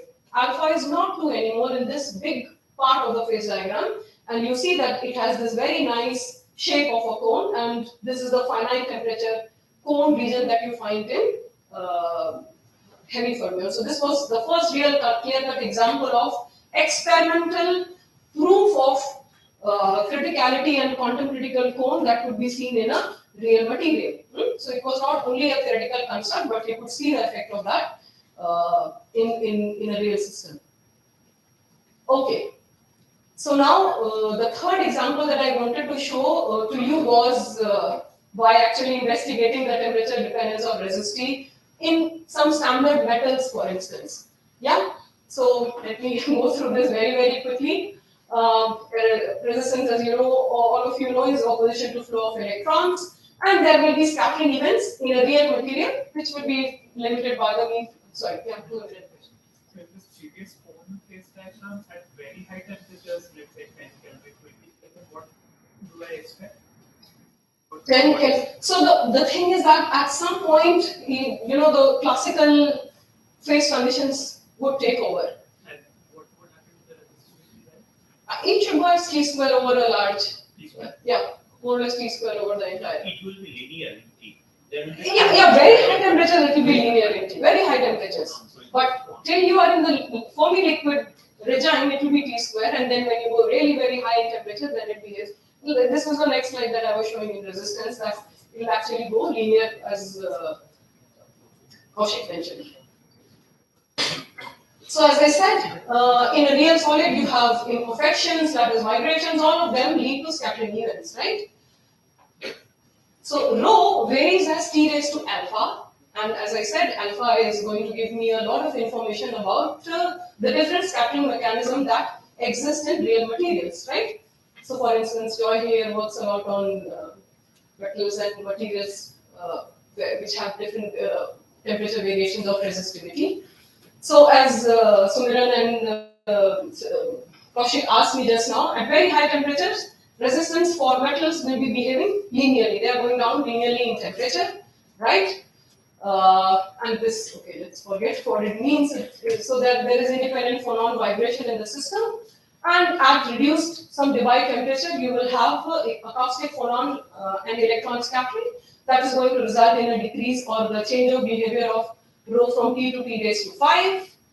And this mechanism of resistivity is what is called as the Bloch-Brunneisen mechanism of resistance. So if you have a temperature dependence of resistivity, there is a specific expression from Bloch and Brunneisen. If you fit that, you will be able to tell what possible scattering mechanisms could be there in your system. It could be magnons, it could be phons, plasmons. Many information about the real system can be obtained by doing a very simple resistance measurement and varying as a function of temperature. Okay, so this Bloch-Brunneisen resistivity of bulk metals was quite known at the turn of the 20th century, right? And as we have discussed, for a Fermi liquid at very low temperature, rho goes as T squared. At high temperature, it goes as linear in T. And to study the proposed Bloch-Brunneisen resistivity behavior, one needed to be at low temperatures. And this gentleman here, his name is Heike Kamerlingh-Onnes. His group was able to liquefy helium in 1908, and they wanted to use the low temperature that they had achieved to test the Bloch-Brunneisen mechanism of resistivity in different metals. Yeah, and they tested gold. As you know, gold has it been found superconducting actually? I don't think so, no? So till the lowest temperature they went, gold was not super. I mean, it behaved very how the way it was expected. Silicon, for instance, had an upturn because there is a metal insulator transition in silicon. And what they found was that in mercury, the resistance suddenly dropped. This is the very famous resistance versus temperature plot from Onnes. And this is the state of zero resistance, which was termed as superconductivity. Yeah, it is a very new state of matter, as Siddharth has proposed. Okay, let me not go into the details of this because we are running short in time. So this is what is called as a Meissner-Ocean field effect. To the ones who are interested, I mean, if you assume that a superconductor is nothing but a perfect conductor, you would, from electrodynamics, come to this conclusion that the state will be very strongly dependent on how you prepare it, whether you prepare it in the presence of field or absence of field. But in superconductor, it was perfect diamagnetism. This is again a graph of levitation, which was also shown by Siddharth here. So their conventional BCS theory told us that there must be a Cooper pairing mediated by phonons, and these are the three gentlemen who came up with this theory. And the ground state, as he mentioned, is macroscopic condensate of Cooper pairs, which are very strongly entangled, but of course there is no entanglement happening between the pairs, or very weak. And people in the condensed matter community working on superconductivity more or less thought that everything that needed to be done in superconductivity was done, because TC increased from around 5 Kelvin, 4 Kelvin to 23 Kelvin in 75 years, from 1911 to 1986, and it was kind of whatever you needed to do was already done by 1986, and the BCS theory already put a upper bound, right, on TC. If it is electron phenon, around 30 Kelvin. 30 Kelvin, the strongest electron phenon interaction is not going to give you a TC larger than 30 Kelvin. So in 1986, superconductivity was reported in this in this material, lanthanum barium cuprate at 30 Kelvin, which really stunned the condensed matter community like anything, because first of all it was an oxide, and second it was higher than what was proposed by electron phonon with this very nice structure here. And this is the increase in Tc since that time. And people compare that year's APS March meeting with this, they call it so you know the Woodstock of music, 1969, 3 days, 33 acts, and some 500,000 hippies were there in that meeting, and this is called as the Woodstock of physics. In that year's March meeting, some 2,500 physicists. I mean, the people just went crazy because of this report in this very obscure journal, by the way, Z Physics B, which also people not heard before, because really, I mean, It's not up. It's not that. That's For theory, guys, it is not so obscure. Oh, is it? I'm sorry. No, in the past it was very famous. Nowadays it's not. Oh, is it? Oh, I see. I'm sorry. Okay. So it has been like 40 years since the discovery, no theory found yet. And I mean, even though I have not stated the word entanglement in all my talk, because I thought these are the ones who are going to do it. But then, I mean, 40 years have gone since ITCs were discovered, and people are still trying to understand what could be the possible reason for ITC superconductivity, and also all these very interesting ground states that I have shown you, and the common ground or the common thread which binds all of them together is, in our idea, is that they are very strongly entangled system. Quantum mechanics is at play in such a way that it leads to really interesting and non-trivial properties, and I hope that all the others here are going to give you more information on the different facets of that. So thank you very much.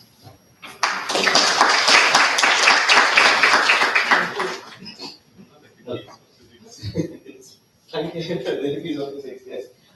Not, as long as they're not the harpies, right? Thank you, Dipshika, for that very animated yet grounded talk. So, questions from the audience?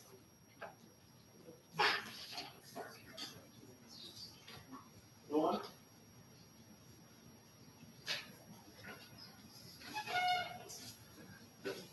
It was the front of the audience. No, so I have a simple question. So, what would you say would be outstanding challenges experimentally? I mean, given that we have a student audience, as an experimentalist working in this field, what would be one or two of the biggest outstanding challenges that you'd like to tell them about? Something that they would want to do their PhDs on or spend careers working on.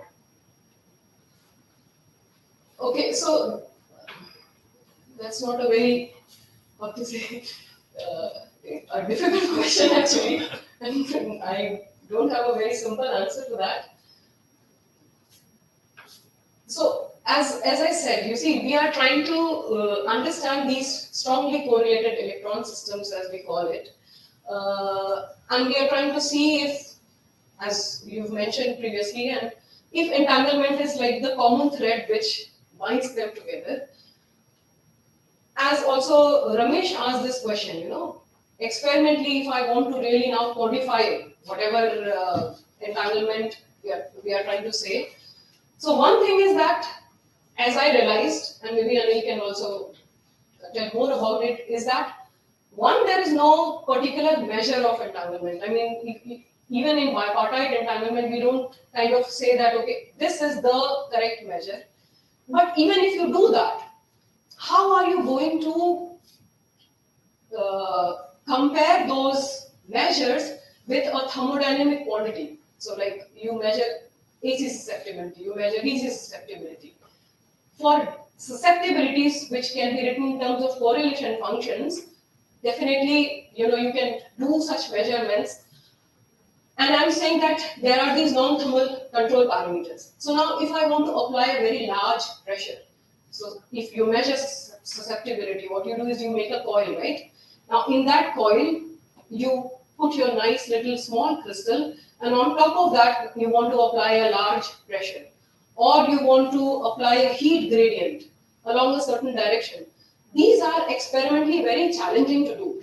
And as you see, you want to see this ground state of a many body system. How is it going to evolve under the application of these external probes, right? So the first big experimental challenge is how to set up these experiments. How to make a coil which can go and measure at very small temperatures, meaning Kelvin temperatures. How do you measure? Then how do you apply pressures on them? How do you apply heat gradient? Suppose I put a heat, so resistivity, electrical resistivity, you just apply a bias, right? Now what if I want to apply a thermal gradient on top of that?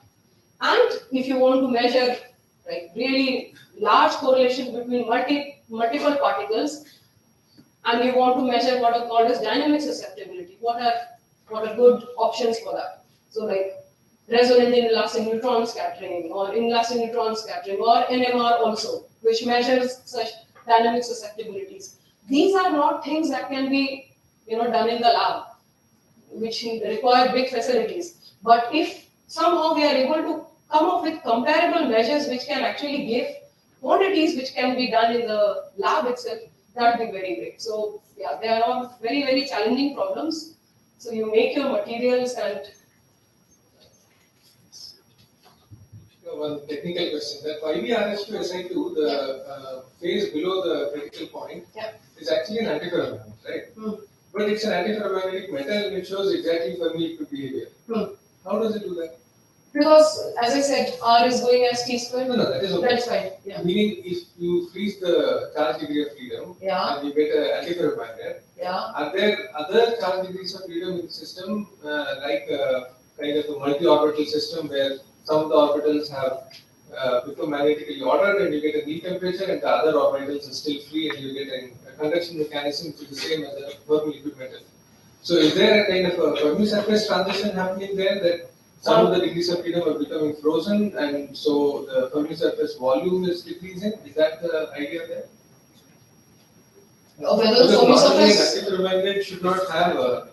I mean, if you compare it to cuprates, for example, in the antiferromagnetic phase, wherever it has an antiferromagnetic phase, the resistivity is absolutely not quadratic. Correct. Okay? Sure. But here it is quadratic. So here, what is the mechanisms? So they would can I answer? So with magnetic field, there are reconstructions of Fermi surface that they have left to do. This is a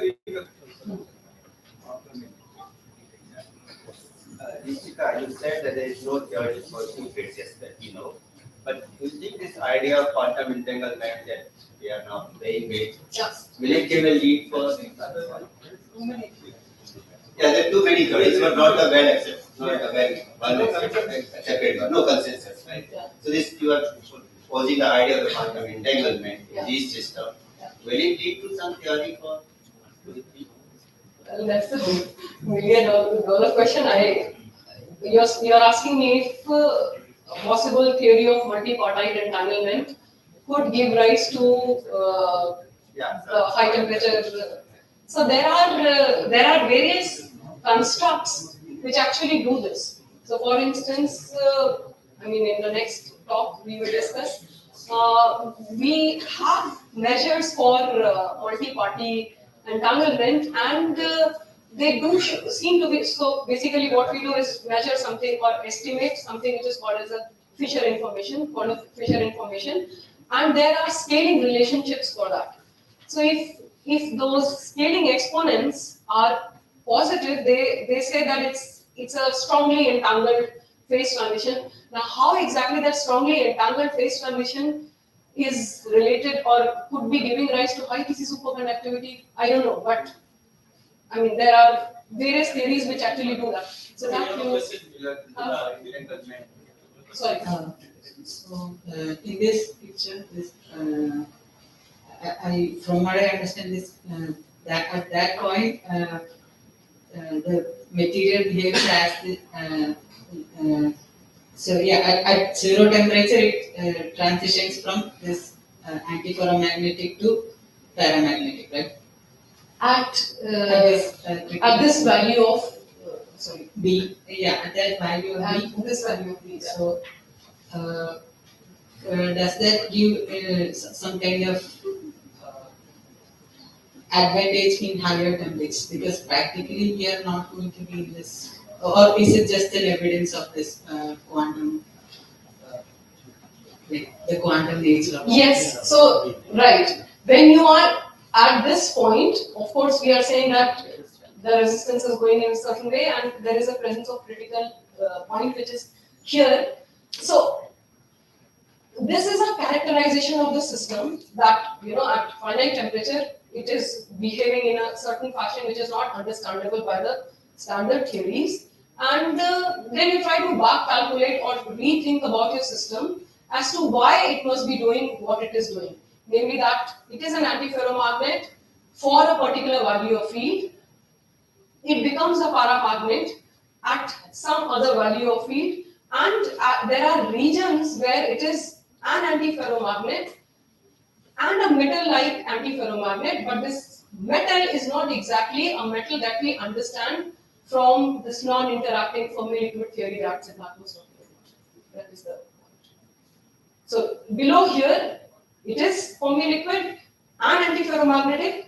Above in here, it is antiferromagnetic, but not Fermi-liquid. It is some other kind of a. We'll take one last question from anyone. So you mentioned about the thermodynamic.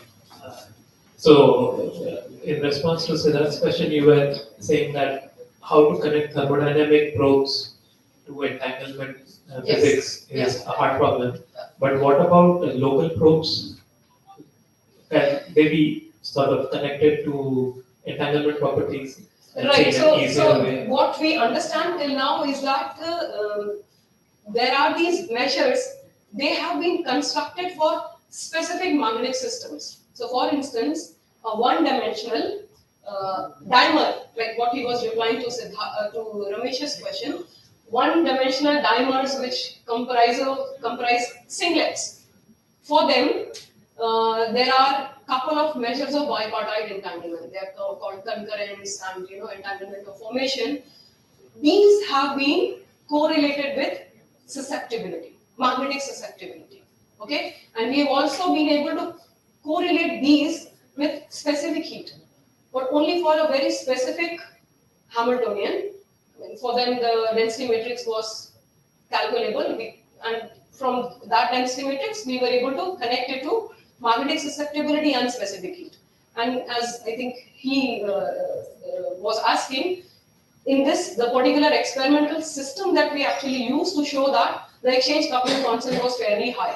It was around 270 Kelvin. So when you plot that entanglement content, we call it distance between the state as a function of temperature, we find the presence of entanglement to very, very high temperatures. So basically, it's like governed by the exchange coupling constant of my system. The other example that I can give you is the spin-off Heisenberg chain, whose ground state is a Luttinger liquid. There, because each pair of spin is trying to maximize its entanglement content, it's a very strongly entangled liquid. And there also, there is a relationship between the magnetic susceptibility and the entanglement content. So that also we have been able to show. But I think it's a very strongly system-to-system dependent problem. If you are able to get the Hamiltonian and get the density matrix for this, then you are able to do some calculations. But for very, very strongly interacting, I'm not sure if there is a very straightforward. It's a work in progress. Yeah, it's a work in progress. That's why we are here also. We're trying to find. At a point, we don't need always local probe. Resistance versus temperature is a bulk probe. Bulk There probe. you can find the exponent is in the quantum critical rating, right? Right. So most of criticality you measure. Yeah, and then you try to see, like for instance, not for this, even for like palladium nanofilms that we grow. If you make islands of palladium and do this resistance measurement and do the Bloch-Brunneisen fit, what you find is that there are vestiges of magnon scattering. And it is, when we found this, it was very counterintuitive. Bulk palladium is non-magnetic. How the hell can you have a magnon contribution? And then we realized that when it goes in the nanometer scale, we don't understand why quite, but there, it seems to be at the Stoner's criteria. The parameter I is very close to 1.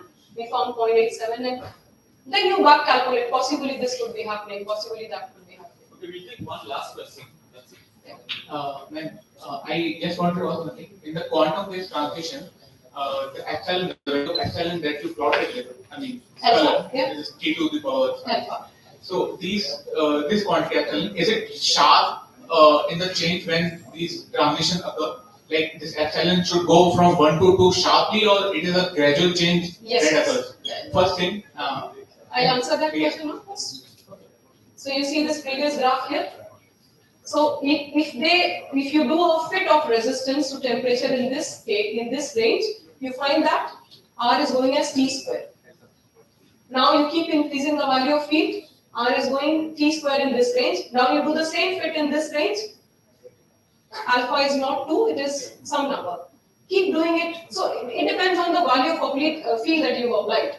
But you see a continuous slow change of alpha as you keep moving from zero applied field to finite field. Was that the question?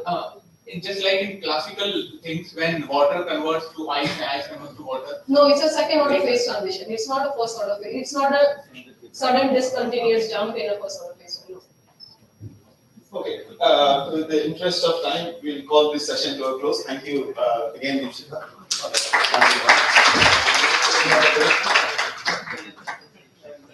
Okay, so we have a break now for 15 minutes till 11:30. Then we have 11:30.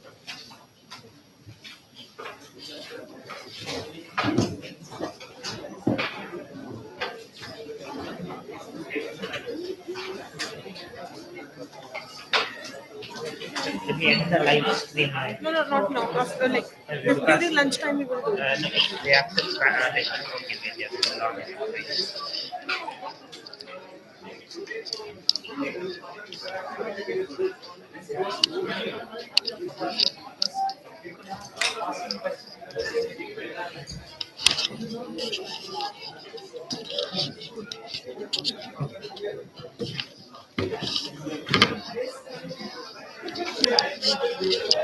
Can you check the video?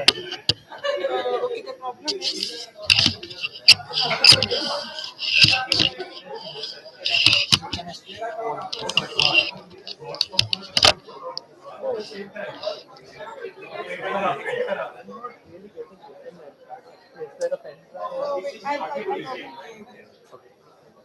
Unless you kept it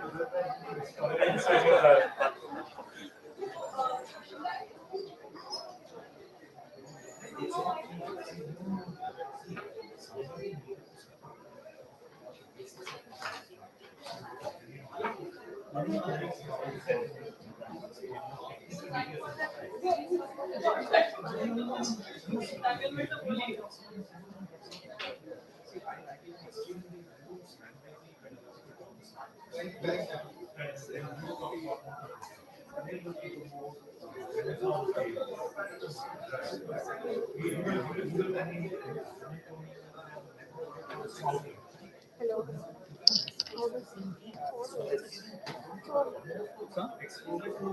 Hello. Wait. Hello. So the coffee tea is on the balcony outside. Right side. No. You see, I didn't show anything. Because you see, it was his idea. That we have two pedagogical blocks, one for students, one for us. So whatever I spoke now is my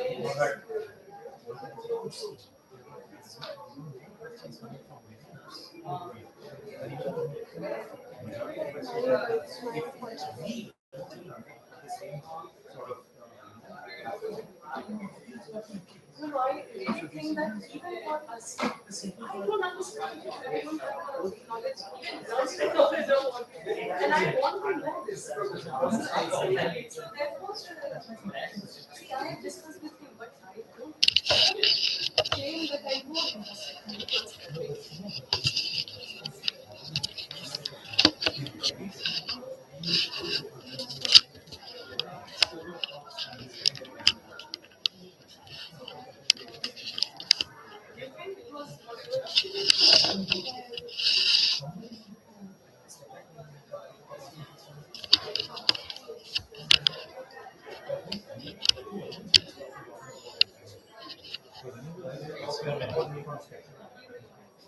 But you would try and calculate that. And you will chance of measure it. So see, the rule is that actually when we talk about 3D experiment, then someone can talk about when we talk about the economic measure.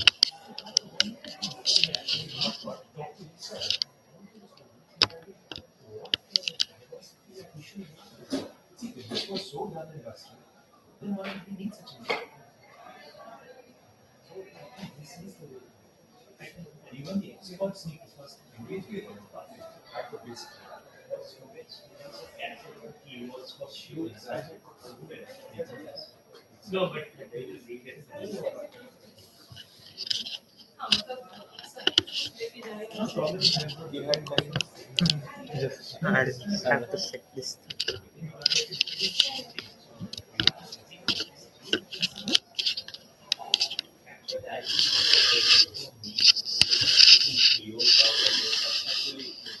I didn't know all about this connection now. Started So that's why we decided that first talks should be better about it because it will give me, for instance, some understanding of what it is. So in that sense, and I would really appreciate this one because whatever Whatever done in us, at least we can see the data. So that we can then move on to the fashion, ITC data, some such a complicated problem, like the heavy from but those are extremely complicated challenges. But at least what it teaches students, we understand that in this language. So in that sense, Anil's question is a very good one. What's quantum about quantum? Is it just a selling point to economics? Actually, no, let's physics in. no, the recent paper that we have put out is exactly what he was asking.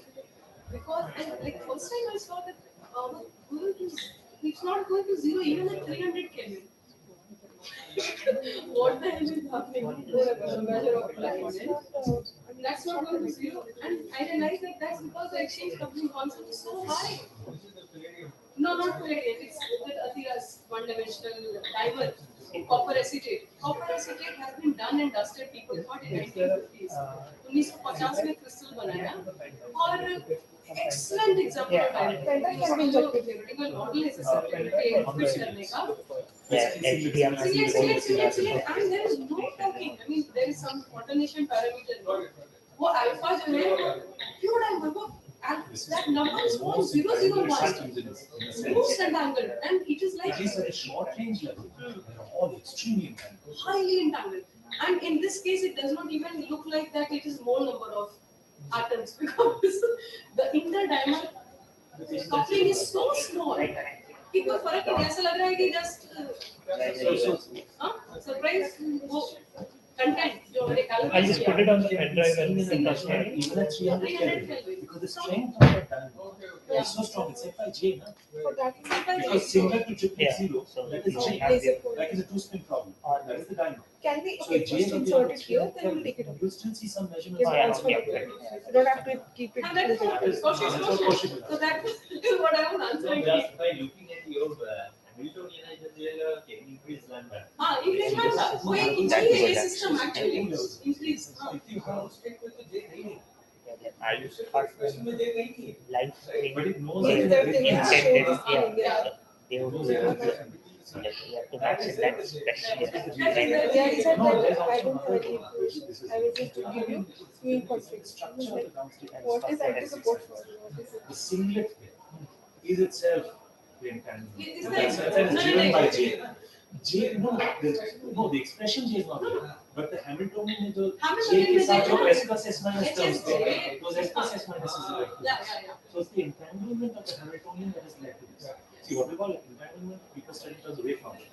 What you study in the Hamiltonian are the terms that lead to the entanglement.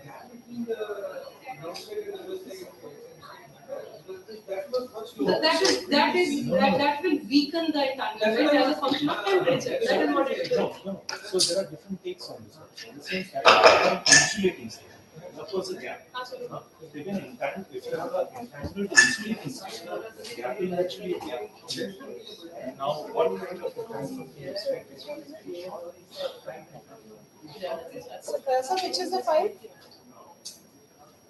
Sir, which is the file? Uh, the first two. Can you transfer the first two? This and the next one. You can do one. Yes.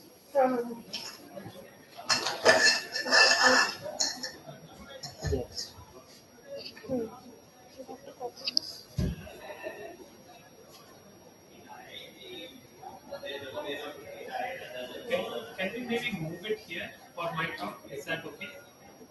But I don't think it would be visible. I know, maybe for one part I might want to use it. Or should I just use it here? We can move it. You're not sure? We can use a whiteboard here itself. Oh yeah, there's Oh, yeah, so can you teach me that?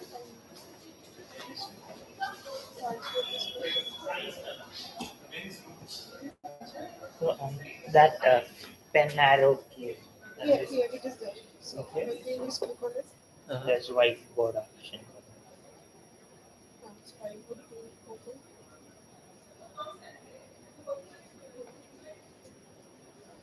What is it? Wait, one more. No. Is the PPT? So open board you can use. It's all touch screen. Yeah. Okay.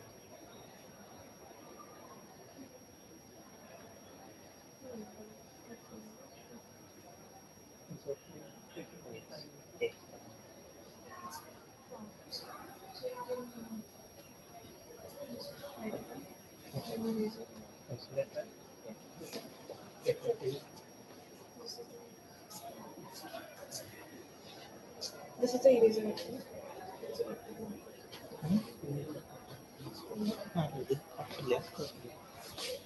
Live You can change the color. So you can just click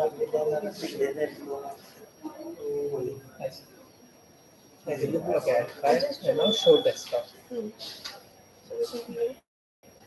I think you have to enter.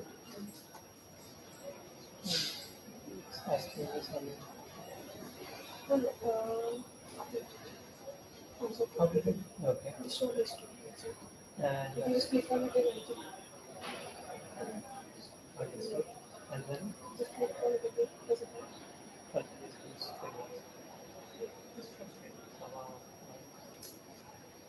This is your? This is mine. But you asked me to transfer two files. I just transferred one. So let me check the other one. So this is okay.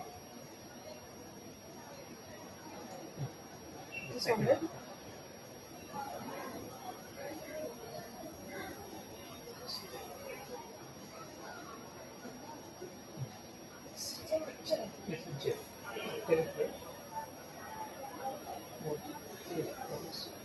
Yeah. So it's fine. Yeah. So you just plug it up.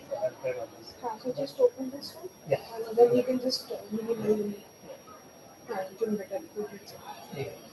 Thank you. So then like if your PPT is plain, I'll just take this. So from here, if you want to switch, directly it's there. So from here you can whiteboard, do whatever, and then show desktop, and then we'll back to your Oh, so this more or less should work. take me. Yes. Thanks, sir. No, just use. You don't have coffee. It's something.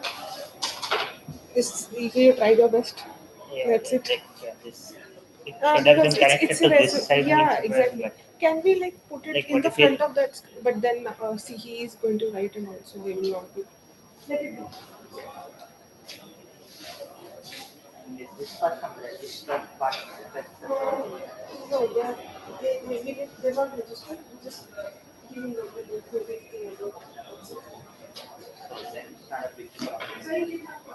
Yeah, I'll just have a look at the slide. Who is it really?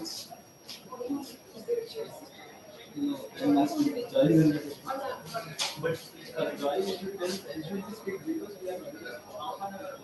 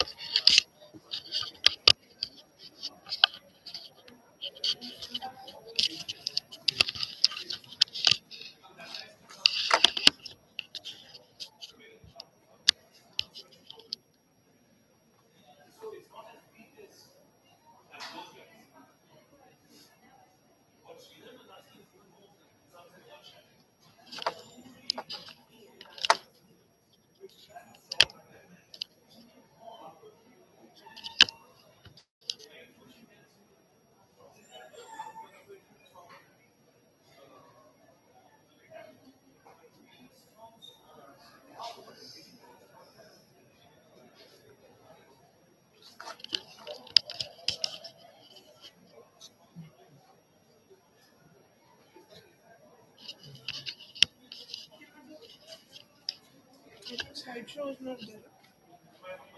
That hasn't started yet. I think this is a PDF. So I think we can go to full screen mode. Okay. This is better.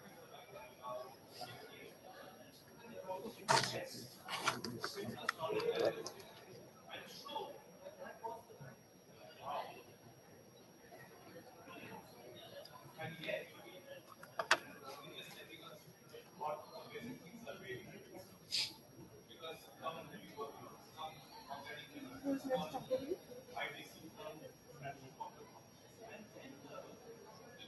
You both have me being big. I'm here. It's very nice.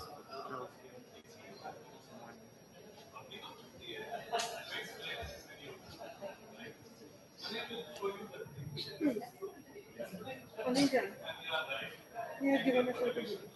Okay, the Mm-hmm. mail.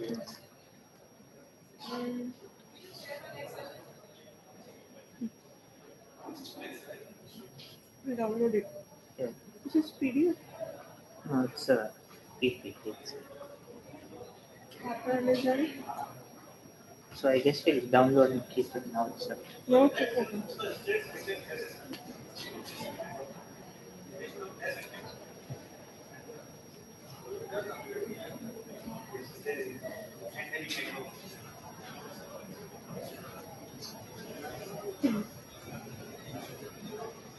There is a stable. I put it on the desktop. Yeah.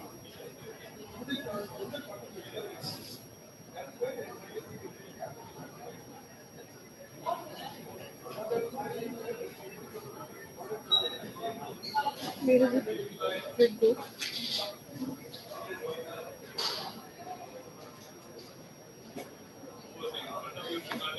Yellow, neutral, capital.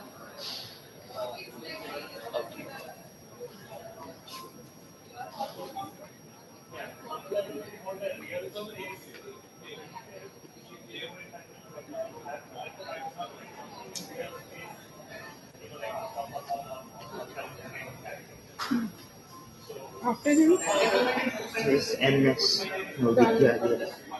I just earlier to ask him.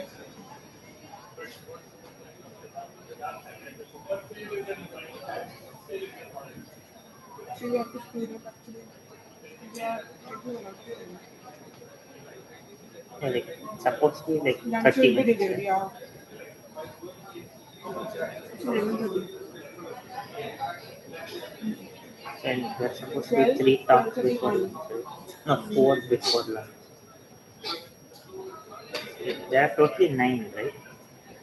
3. Okay, 4 after lunch. And You have to make it by 1. so, yeah, I guess they should do this sort of to tell sir or something.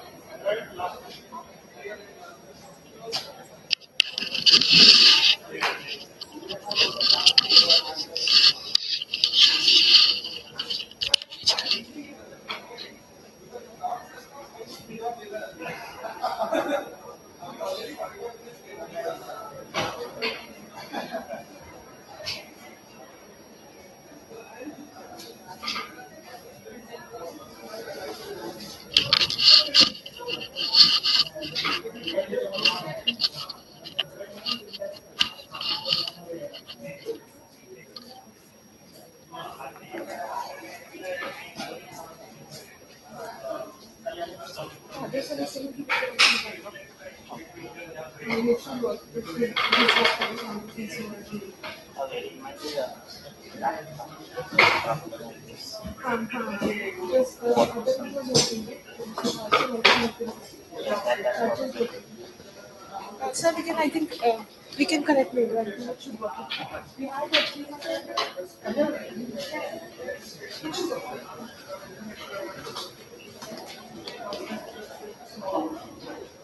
this.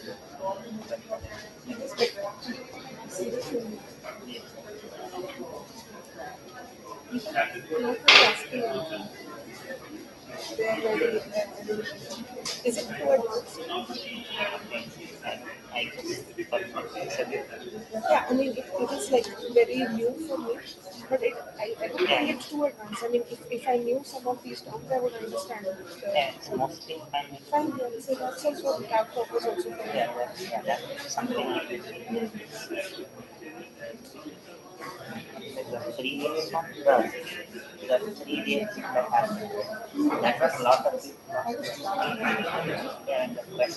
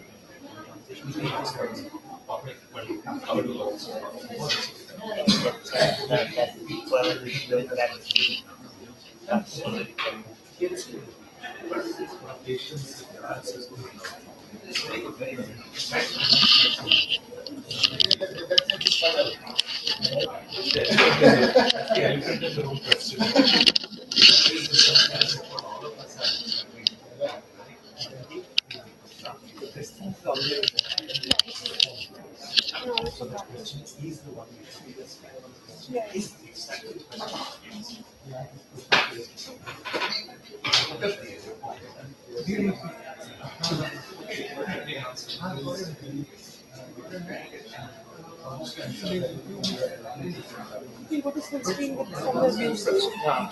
But I'm trying to see thinking of Full screen.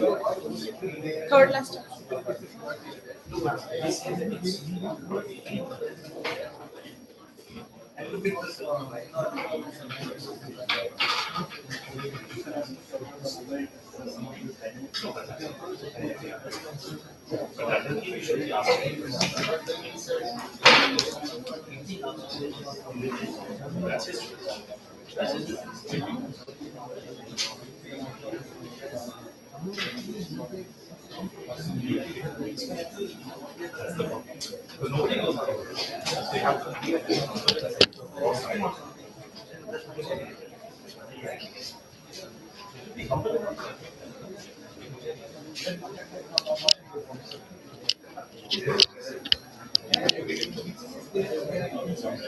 At least the slide is covered, that is important.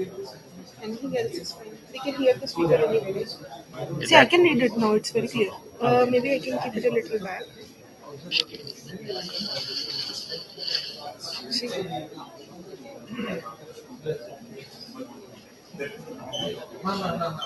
Covering more screen.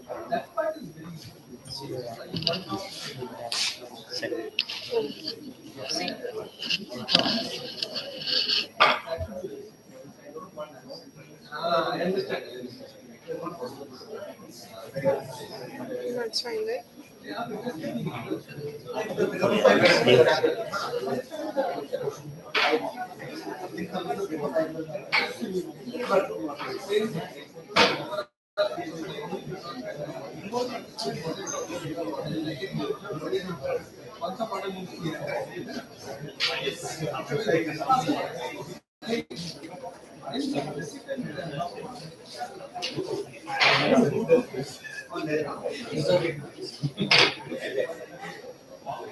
Okay. I'm supposed to sit here? Yeah.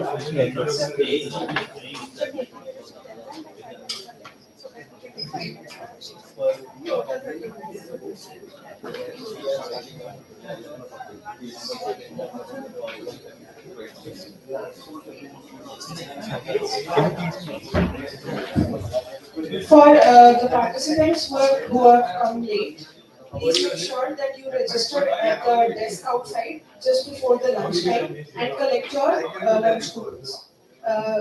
So I repeat, inform others also, those who are not registered, please register outside just before the lunch, enter your name and affiliation and collect your lunch coupons.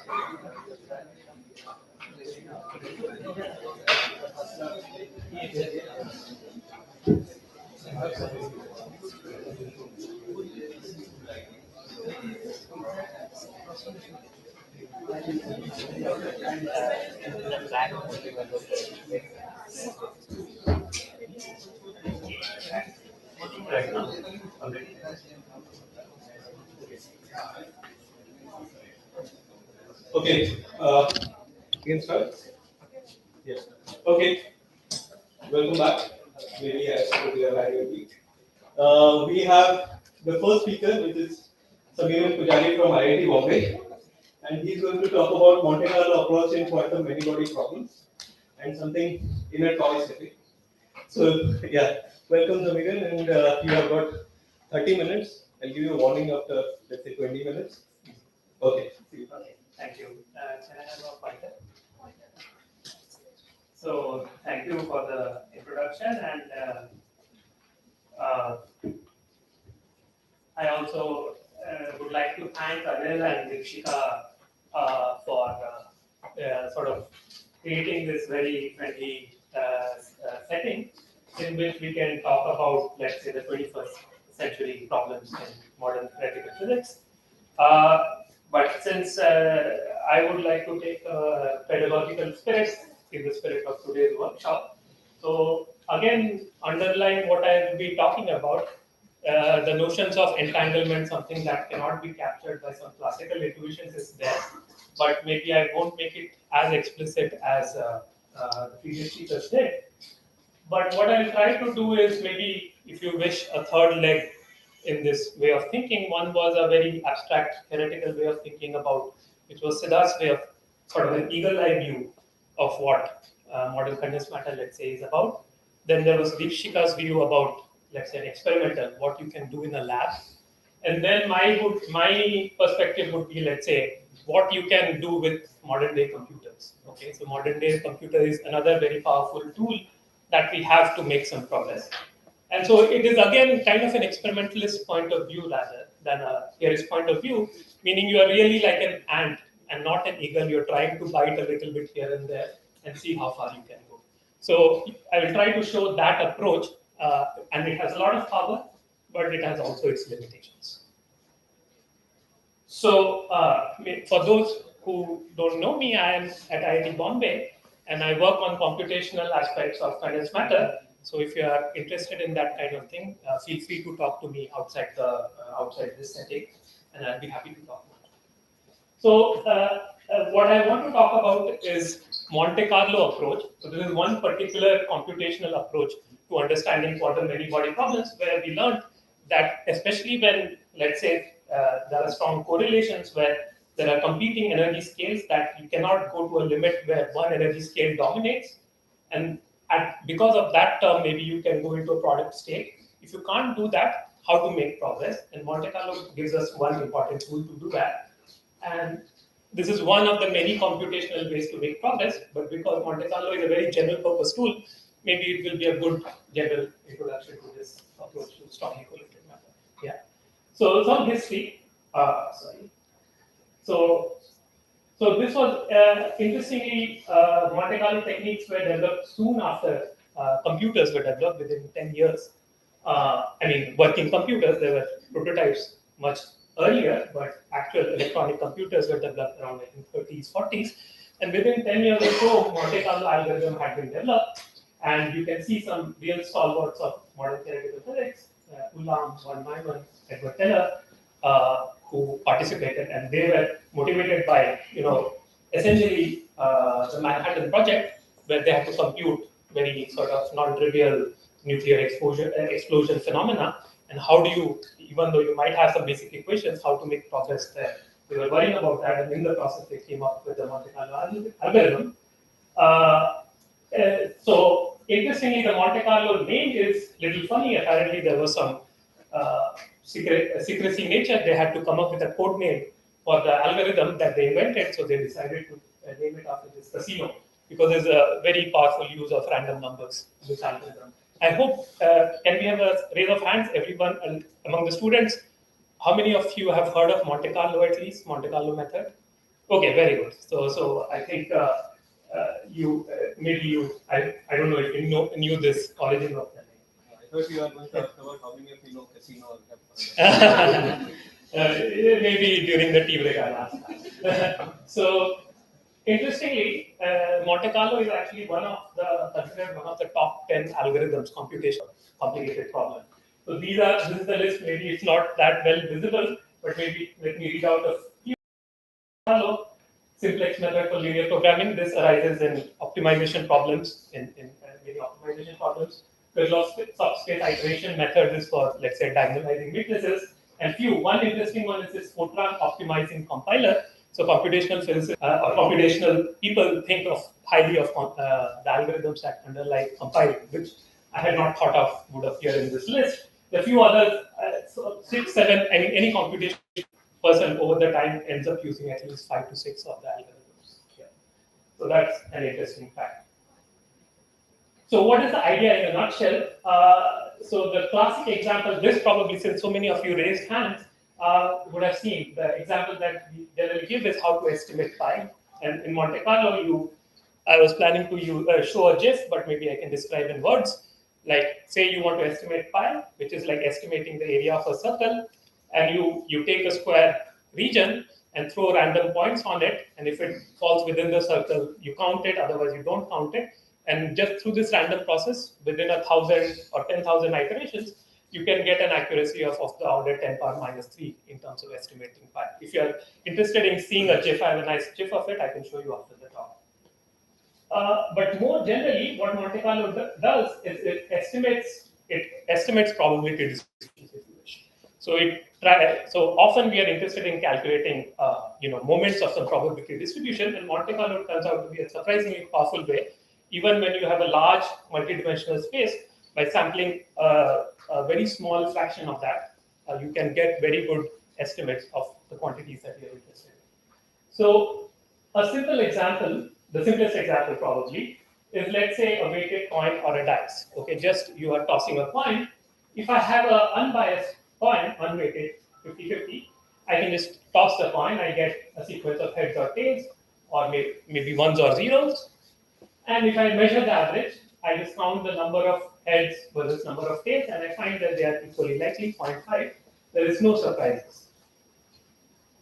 But if I had a weighted 30-70 coin, let's say the coin is 30% heads, 70% tails, how do I estimate the average?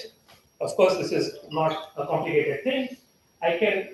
Perhaps one way is I can again generate a 50-50 sequence of heads and tails. So I just take an unweighted coin, toss it, I get a 50-50 sequence, like randomly there are half heads, half tails.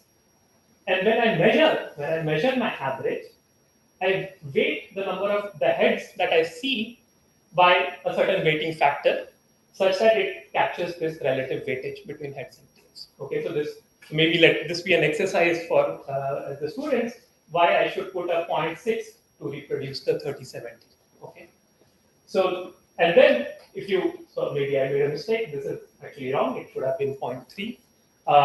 So if you generate a 50-50 sequence and weight the measurements, then you can get the answer, which should have been 0.3. This is a typo. Yeah. But of course, some of you might be wondering why I should generate a 50-50 sequence. Why not actually instead toss the weighted coin itself, the 30-70 coin, and I generate a random sequence which is 30% heads and 70% coins. That would be the more natural thing to do. And indeed, if you do that and now measure a simple average without any reweighting factor, obviously you will get the correct answer. And indeed, at a one-dimensional random variable, just a single coin toss, this seems all very trivial. But this is essentially the idea of the Monte Carlo. You want to do this, you want to toss a weighted coin, but when you have a very high-dimensional space, it is not anymore obvious how would you toss a weighted coin. Okay, when you have a single coin, you can imagine, you add some weights to one side and you can throw it around. But it's not obvious how you do it when you have a large dimensional space. And Monte Carlo is a way to do this tossing a weighted, basically. Okay. So in terms of what we are interested in, application to physics, a very natural, very nice statistical physics. So many of you would be familiar that, let's say, in classical statistical physics, we have Maxwell-Boltzmann probabilities in equilibrium.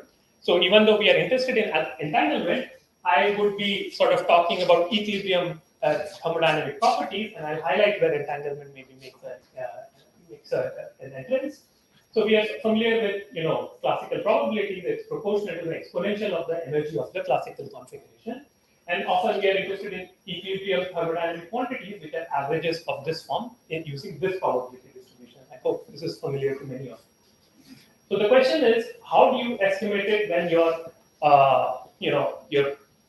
ensemble or your space is very large dimensional? If you had a coin, you do what we did in the previous slide. But if you have 1,000 coins, 10,000 coins, which is like 10 power 23 coins, what would you do, right? So it turns out the answer is you use the second way of the previous slide. You actually somehow cleverly try to design an engine, a computational engine, that generates, as if by magic, this weighted ensemble. Okay. So this is otherwise called the importance sample. You try to sample those configurations which have higher probabilities relative to the rest. Okay. So there are several algorithms to do this. Almost all of them are based on what is called the Monte Carlo chain method.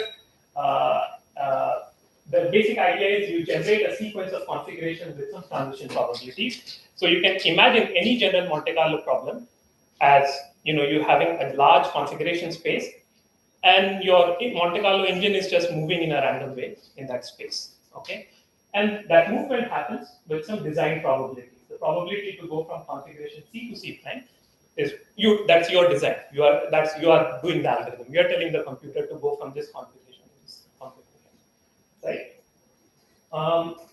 But such that the sequence is ergodic. This is two things it has to satisfy. The sequence is ergodic, meaning you should be able to go from any C to any C prime. Otherwise, you won't be exploring the full space. This is somewhat intuitive, and this is maybe less intuitive. It satisfies this condition called balance. But maybe for the purpose of this talk, we can rationalize it as if you are in equilibrium, it's a steady state. So there should not be no extra probability for going from C to C prime as opposed to C prime to C. In equilibrium, the transition rates in all ways should match up. So this essentially captures that idea that your equilibrium state is a steady state. Okay. So, and if you study the theory of Monte Carlo methods, Markov chains, you will encounter this, and that's the whole magic. If you just do these two things carefully, you actually end up sampling the correct PC. So if you put these weights in this detailed balance condition, and you run this Monte Carlo engine, you move around in the configuration space. After you do many iterations, it somehow gives you that weighted point. Okay, you are generating configurations not with uniform probability anymore, but with this. So that's the magic of Monte Carlo. Okay, and a famous solution is this to this equation is what is called metropolis property. Yes, please. So you are saying that the weights initially were equal, and if I run the sequence, I am able to span the entire phase space? Or the weights are not equal. So in a computation, because if it was not equal weight, as I thought that you are doing the second way where the weights are more aligned to a particular way, how will it then sample the entire phase? So it doesn't sample the entire sense as configuration space. Yeah. It samples a very small fraction of the space, but it samples that small fraction with the correct weights. Okay, and then that it turns out due to the magic of central limit theorem kind of effects is enough to estimate the numbers to a high degree of precision.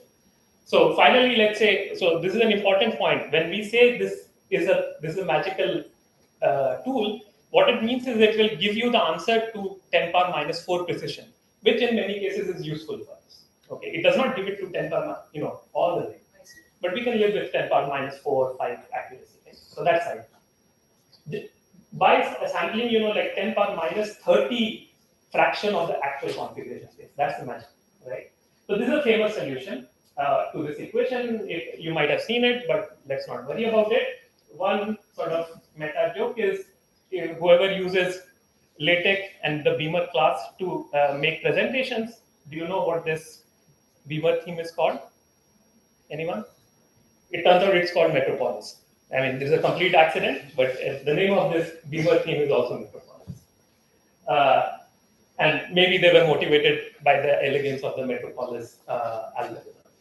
So all you need to make this engine work is a good uniform random number generator. Already generating a uniform random number, say uniformly between 0 to 1, if you start thinking about it from a computational point of view, it's not an easy task anymore. How do you tell the computer to just randomly give you a random number? Even though the head scale sequences that I showed before, I just typed a command. I just went to some website online and it threw me. But at a computational level, it's not obvious. So even this is not that easy, but people have thought about it and come up with good ways. And you just need this much to generate your weighted ensemble, which has this through this magic. Okay, and some handling on statistical analysis. And all the computation, the ant-like thing that we have to do is in designing good choices for these transition probabilities. That's what Monte Carlo practitioners are always after. That will decide how efficiently I sample the configuration space so that I can get to an accuracy of 10 power minus 4 within, let's say, 1 day of compute time that you have on your server. Yeah.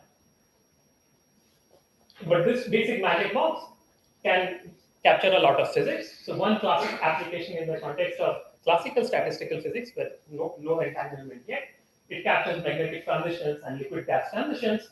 So this is the Ising model. How am I doing on time? Midway. Midway. Perfect. So Ising model, as you might know, has something called Ising variables, just two valued variables on the sides of a lattice, and there's a classical energy function. It's a very sort of cartoon model. However, it turns out it can capture some essential aspects of these transitions, and we can use this Monte Carlo engine way to simulate it on a computer, right? So this is some data. This is the interesting fact about this data is this is some bachelor's or master's thesis of a student, and even anyone can make use of this simple tool. Just throw some uniform random number generators, accept or reject with metropolis probabilities, and you generate these random configurations. That is sampled with the correct PC, and you measure all your quantities, and you can get data with fantastic accuracy. You can see, right? The error bars essentially, we can live with this much of error in our lives, right? So you can make use of this technique. And what does capture mean? Obviously, if you think a little bit about it, this very cartoon version, just having plus minus 1 valued degree of freedom on some lattice is not what is happening in the real material. So what does capture mean? This is what both Siddharth and Deepshika have alluded to before. Some critical properties near the transitions. For example, this is a plot of the specific heat. It has a certain this divergence behavior. This you can simulate it on the computer. Some of you might have already done it in your course project. So this, how it diverges, you can capture, and this can be compared to experiments, right? So this is what capture means, and this is the Monte Carlo methods. And now maybe we can connect to Deepshika's talk. She was talking about quantum phase transitions, where also there are certain behaviors of this kind. And the question then, is natural. Can we apply the same magic toolbox to quantum cycles, where there's some quantum phase transition? Right? So this is where we go towards a quantum problem. So I'm again taking the Heisenberg model because we can sort of make explicit some of the steps. So let's take a single bond just for making things explicit. So this is, so again, from a physics point of view, you have some complicated material. There are many degrees of freedom. Somehow it turns out that at the energy scales you're interested in, only somehow the charge motion has frozen out, and only the spin degree of freedom of the electrons are important for the physics we are interested in. And that gives rise to this sort of Heisenberg coupling between S1 and S2. That is the underlying idea about why you want to use this model. And the spectrum, I think, was shown by Siddharth as well, that you have this simple spectrum. This is a one-page calculation that we can do. You get a singlet state with minus 3/4 K and 3 triplet states. And the partition function is simply computed as, you just sum over all the Maxwell-Boltzmann contributions, and thereby I can compute all the observables. The point is, of course, spectrum is computable, and it turns out for quantum problems, spectrum is computable only for very small systems, because we know the Hamiltonian grows exponentially, and then doing this diagonalization is not that easy. So then the question would be, for example, how would we apply, let's say, Monte Carlo to such a problem? So as you can imagine, the equilibrium properties of the Heisenberg model can be relevant to many experiments, right? So this is where Monte Carlo actually can be made use of. So these are, let's say, some general steps to convert any quantum many-body problem to a Monte Carlo problem, okay? And for this talk, I'm focusing on equilibrium thermodynamic properties because that has a nice parallel to how we do it in the classical Ising model. At some level, you are just mapping your quantum partition function into an effective classical partition function. Okay. So if you can do this mapping, then you can apply the same techniques, the whole suite of Monte Carlo techniques that were developed in the context of classical models in the quantum problem. Once you do this mapping, of course, the designing of the transition probability is still a challenge. How do you design good transition probabilities so that this effective classical ensemble is, let's say, sampled in a very effective way so that you can get, let's say, 10 power minus 4 minus 5 accuracy. Yeah. So one thing for this mapping to work, it turns out, is that the weights of this effective classical problem is positive, because then only we can interpret it as a probability distribution if all these weights are positive, right? So this, for some of the more advanced students, might be familiar from the context of doing this quantum to classical mapping from a d-dimensional problem to d plus one-dimensional problem. You can think of this mapping in that spirit. So often we sort of convert a quantum problem in, say, 2 dimensions to a 2 plus 1 dimensional problem with some Lagrangian blah blah, but this is essentially the spirit of this mapping as well. Sorry, just a quick thing. So that mapping converts time dynamics in the quantum system into thermodynamics in the classical system. So you're saying that that's what is being exploited here. Indeed. It's the same idea, actually. So this additional direction, which I'll show, is essentially capturing the temporal fluctuations either generally in imaginary time. That's what is more feasible computation is. Any other questions? So an often used way which makes things very clear is starting with a high temperature series expansion. I was planning to actually take this single bond problem and work out a few steps on the blackboard, but maybe in the interest of time I can skip it. And I have prepared some high-level slides on this. I'll give it to you, and students who get interested in it, please catch me after the talk, and I would like to work a few things out on the board, and you will see it's not that hard. 5 minutes, so So let's just have a look at, in a quantum problem, how do we convert into a classical problem. Let's just see that mapping, and then you just take my word for it that you can do it, or then you can do Monte Carlo. So you do this high temperature series expansion. What is this? You take this exponential, you do its Taylor expansion. E to the minus x is 1 plus x squared, whatever, right? And then the trace, you write it in this form. So you will get powers of h, right? Just as minus beta power n, you get h power n, and you want traces of that. Okay, so this is a very hard problem if you have a big enough model, right? It is a very large matrix. So how do you take the trace? Moreover, whenever h acts on some basis state, let's say up down basis state, this will in general create some messy superposition. So how do you handle these two things? Okay, so this is where we can sort of make some rules so that we can achieve our mapping.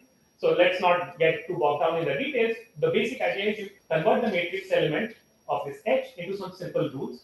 We can rewrite it as some diagonal piece, which is sz part of the Hamiltonian, and some off-diagonal piece, which is s plus s minus part, if you know what that means. And you convert them into simple rules. You do some constant shift of energy, such that whenever you have parallel spins on the two bonds, the matrix element, just the Hamiltonian, just annihilates it. Okay, so you cannot have any matrix element involving two parallel spins. Okay. This is just for computational purposes. You didn't have to do it, but it makes life a little simple. The diagonal piece, if you have an anti-parallel spin, the diagonal piece keeps it anti-parallel. So sigma minus sigma goes to sigma minus sigma on two sides. Okay, which is why it is called a diagonal piece. It does not change the sign. And an off-diagonal piece, in the same spirit, actually flips up down, flips to minus down up, which is what you would do when you do the diagonalization of a single bond, right? But the point is, once you have these simple rules, you can now start drawing some pictures using these rules. Yeah. Where did the d to d plus 1 mapping from here? Here. So you see this extra dimension, there are n pieces, n copies of this h. You can think of it as a dimension. Okay. So that's how we think of it as a dimension. I mean, it's a computational bookkeeping. So I have to keep track of this index, right? The first sub h, so it just becomes clear here, right? So this whole thing, So this whole thing, after I convert it to some simple rules, I can draw a picture like this. I have some spin configuration initially, and then there are some diagonal matrix elements and off-diagonal matrix elements acting on this thing. So this is, for example, a diagonal matrix element, and up-down, this is an off-diagonal matrix element. This is a diagonal matrix element. Your up-down remains an up-down, okay? And this is an off-diagonal matrix element. Up-down becomes a down-down. And we have forbidden any matrix elements involving up or down. And you sort of just write this down. So you see an emergence of a new dimension, right? So this is the new sort of effective classical model. Okay. This is the temporal dynamics actually. Yes. And you're going to map this onto a thermal Yes. problem. Yeah. Essentially. So, yeah. But you don't need to do a high temperature expansion. I mean, this is you keep e to the power minus beta h and insert these various time slice it out. Use complete sets. Right. And then you can actually calculate e to the power minus beta h. Right. Yeah. So the you mean the Suzuki Trotter approach? Yeah. That's what, yeah. That's archetypal representation of this. Yes. So that's a technical point. So maybe so the point is when I say an often used way is start with a high temperature series expansion, that is not the only way, is what you're saying. There are multiple ways of doing it. Right. But with the same effort, you actually can we just conclude and we can do it. Sure. Yeah, we can chat more. So you draw some pictures, and the trace condition maps to the spin configuration at this end, and this end has to be same. This is a technical point. Let's skip that. And now you have an emergent classical model. So this is what is called an operator string representation. It is essentially this whole figure sort of book kept in a careful way in your computer. Let's skip the details. So you have these indices at each bond, at which bond this matrix element is acting, and whether it is of the diagonal or of diagonal type.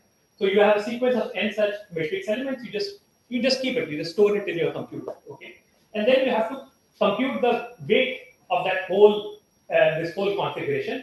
We have the formula in front of us. We know what the matrix elements are. Those are details, and you can compute the full weight. Okay, and then you use your metropolis to sample this. That's all the idea. So I'll skip all the details. And now maybe you can catch me out of the lecture to explain how you implement it on the computer. But once you have done this, it's a classical problem. You just sample this set of indices. This whole thing, this configuration, the classical configuration is defined by this number n, this whole operator string on which bond the matrix element lives and whether of diagonal or of diagonal type. And that's it. And alpha is just whichever state is the starting state. So you have to sample over that. Okay. And in the technical point is under this whole mapping, the weights actually remain positive. That is very important. And this is one open problem in the computational community. There are some models where you cannot ensure that and how to make progress. So then you do some updates. There are two kinds of updates. One is called diagonal update, which helps in updating n. And there is something called off-diagonal updates, which helps sample between relative off-diagonal and diagonal matrix elements. And this is essentially the algorithm design part that we are sort of glossing over. But these updates turn out to be efficient enough that you can get answers which are highly accurate. And there's one more sort of point of how to work out the estimators. Let's skip that. But let me just show some results. These are old results from 2000, and this is actually for Heisenberg ferromagnets. And you can see that the answers are very highly accurate. And this is some system size 32 cross 32. Essentially, we can live with this much error in our lives, right? So and what it gives us is it gives us access to the thermodynamic limit. You can see that the results for system size 8, 16, and 32 essentially lie on top of each other, which means you have accessed the thermodynamic limit, the large system size limit, by doing some Monte Carlo engine on a very small system size. So that, if you start thinking about it, is very powerful that you can use such a technique to say something about a quantum many body problem.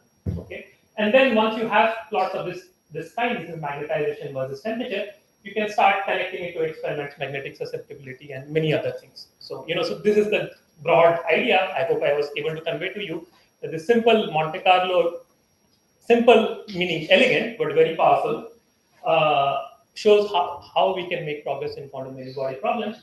And there are a host of other algorithms based on this idea. In particular, what I would like to measure for this workshop is there are algorithms to measure entanglement, entropy in this whole framework as well. Okay, so that might be interesting. So I've hidden where the entanglement was there in this talk. Essentially, it's a singlet wave function that we can sample using Monte Carlo. So you can sample entangled states. How to sort of compute the entanglement out of that is an algorithmic question in itself, but the algorithm exists. There are many more things to do, but let's skip it. And thank you for the attention, and apologies for going over. Yeah, very good. Thank you for keeping it tight. And now we have time for two quick questions. I have selection rule here. I won't allow to people who are elder than the speaker. Okay, let's just go to students. So two quick questions. Please be precise. Anybody?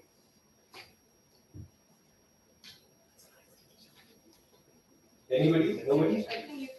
Relax the criteria. Okay, let me just give them another chance. Okay, no. Okay, then let's come to it. This is a stochastic series expansion, right? Yes. So one question is, do you get, can you extract correlation functions on the real frequency axis, or do you have to do analytic expansion? Yes, you have to do analytic. You have to do analytic. Yes, Okay. yes. And the second question is the 32 by 32 system that you're talking about, or any system. Do you apply periodic boundary conditions in real space? That is not necessary. That is not necessary. But these are isolated systems. Yes. Right? Yes. And 32 by 32, how long does it take on rough estimate? So that was 2000. With today's computers, probably not even half a day. Yeah. So this is on a parallel machine with many nodes, or this is on a desktop? On a desktop also you could do it, but let's say on a cluster it would be faster. And it's more expensive at low temperatures, I suppose, right? It gets more expensive. So if you take, say, for example, T by J of 110, right, and you want to do this susceptibility calculation, then for a 32 by 32 system, how long would it take on, say, very 10 cores? Anyway, very reasonable. So the bigger point is, if you want to diagonalize a Hamiltonian, it has exponential cost. But for this, the cost is always, this volume of this configuration. So it's L squared times this direction, whatever the dimension is. So it scales polynomial in the problem size. So that's the game. You don't have to do the exponential. So can you estimate the equal time correlations? Equal time is very easy. Equal time is very easy. Diagonal correlators. So I didn't talk about dynamicals are always a challenge. That was connected to that question. But equal time is not hard. So this is what I glossed over, how to measure quantities in this ensemble. I didn't talk about.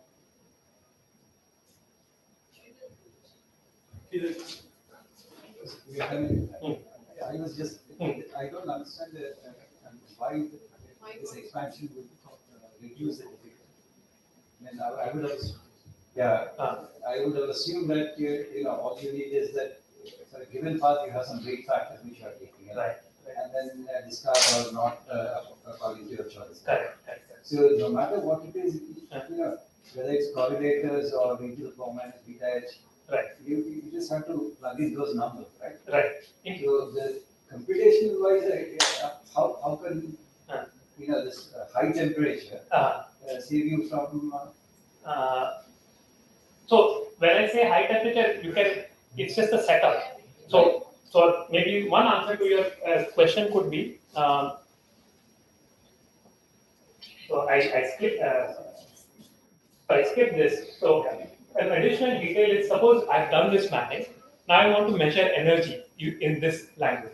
It turns out to measure energy, you're sampling these configurations, and each configuration you look at the number of matrix elements, basically number of this. So in this case it's 8, right? And so this is fluctuating. And you measure the average of it, it turns out that can measure the finite temperature energy.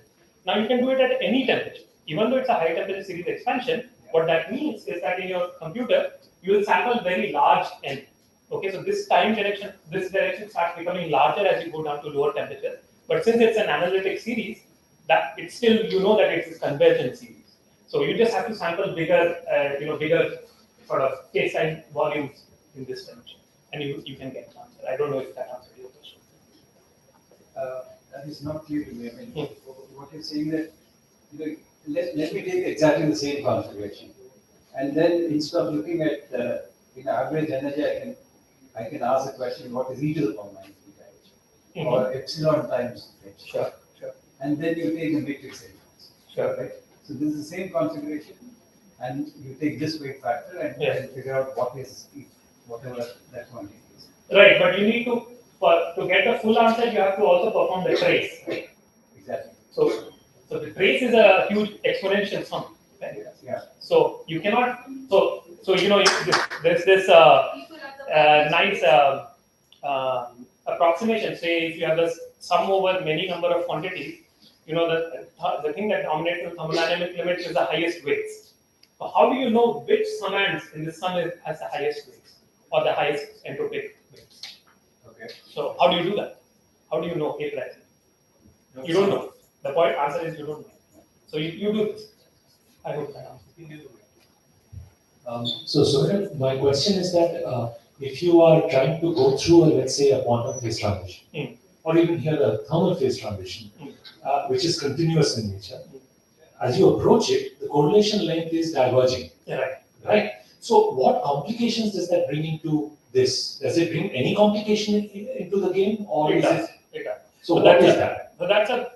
So the question is, when we are scanning across phase transition, what issues can we face? Right. But this issue is nothing special to quantum Monte Carlo as such. Sure. It is also there in classical Monte Carlo. Right. So for example, when we are producing a plot of this kind, you will see that the algorithm is much more sort of fastly converging in a certain sense in these parts. And here, to get the same level of accuracy, you have to run it longer. So is that because you have to sample a lot more configurations? Yes, or you have to sample a lot more configuration, but the reason being, because of these longer correlation lengths, when you do your Monte Carlo updates, it's not able to effectively decorrelate the configuration to configuration. It takes longer to decorrelate. And in Monte Carlo, essentially, we want independent samples to gain statistical power. So to get independent samples from your actual probability distribution, you have to run the engine longer so that you get effectively decorrelated samples to average over. And the decorrelation becomes harder and harder the closer you go to the critical point. Indeed. That's the idea. So sorry, I mean, then you have other algorithms, right? You have this clusters. You flip it and things like that. Right. So that is all part of which, let's say, what is a good choice for transition axis. I want to understand the potential of this Monte Carlo simulation from an experimentalist point of view. Let's say I have two atoms, A and B, and I'm putting a lot of A and B atoms together. And I want to understand that how it will form the crystalline, means what kind of crystal it will become, right? The symmetry. Can we do that using Monte Carlo dynamics? Yeah, in principle, yes. Even though that's a classical problem. It's a classical problem, yeah. In principle, you can use Monte Carlo dynamics. And now if... and some Monte Carlo sampling combined with some molecular dynamics should be possible. And now if one of the atoms has a spin, then I can tell that how will be the spin order, whether it will be antiferromagnetic or ferromagnetic. And possibly we can also understand the orientation of the spins, right? Yeah, this is routine here. I think you also do similar things, right, Tulika? Yeah. I'm not wrong. Yeah, I see. It is routinely good. And since you are finding out the ground state, of course you have to go through couple of excited state or many excited state, right? So then we can talk about the time scale. Right, for an example, when you are in excited state, then what would be the lifetime of that metastable of the excited state? So the general point is time scales questions become harder because this is connected to what Raja was asking. So these are all equilibrium quantities, which is, if you wish, imaginary time. Computing quantities that are in real time, actual time dependent observables is a hard problem, even when Monte Carlo works. So that's a whole sort of technical sort of subfield in this computational direction. That is harder. That's a simple answer. Computing time-dependent observables that you can connect to some dynamical susceptibility is little harder, much harder. Okay, thanks. But it's not like you can't do it. The techniques exist. They have their limitations. They are not as powerful as calculating equal time observables. Sorry, Suren, I think I missed. So when you're calculating magnetization, are you taking like summations over, spins? Like, are you taking correlations, or you writing the Hamiltonian, finding free energies and? No. So it's kind of the spirit of the Ising model. So imagine how you would do it in a 3D Ising model. Yeah. You do the exact same thing using this picture. Okay. So this is our sort of picture now, and I want magnetization. I look at. So you are just taking those states which are. Yes. So important sample. This is, let's say, a good probability sample. Sure. You just calculate the magnetization here. So that's as if total SZ is acting on this state. So it's like trace of operator e to the minus beta by trace, right? So you can calculate it on this state or whatever operator. So diagonal operators are easily used, so you can do more things. in that. But that's good. Great. So let's thank the speaker again, and we move on to our next speaker. He is Dr. Anil Jain from ARC Physics Lab, and he is going to speak about.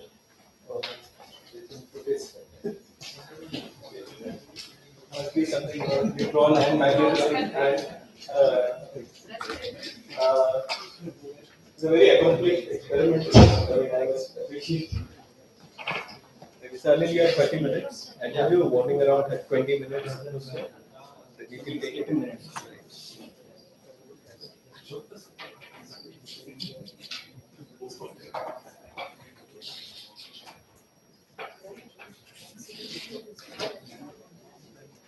नया picture ले लेना BRC का नया picture ले लेना BRC को mangroves नहीं रहे the all mangroves have washed away ये पिक्चर बहुत पुराना नहीं है फिर भी 10 साल तो ये पिक्चर रिसेंटली 2 साल पुराना है इसलिए धूल लगी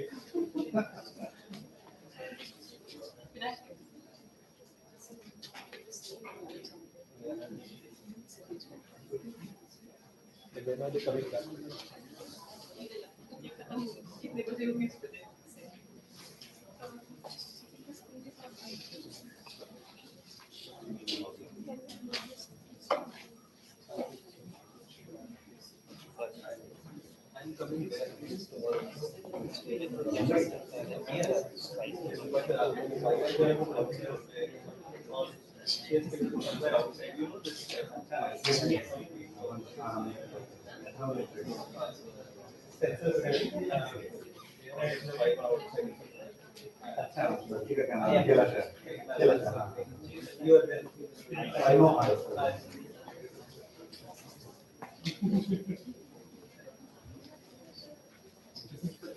First, I would like to thank Nikita and Anish Shaji for inviting me here at this beautiful place to give this talk.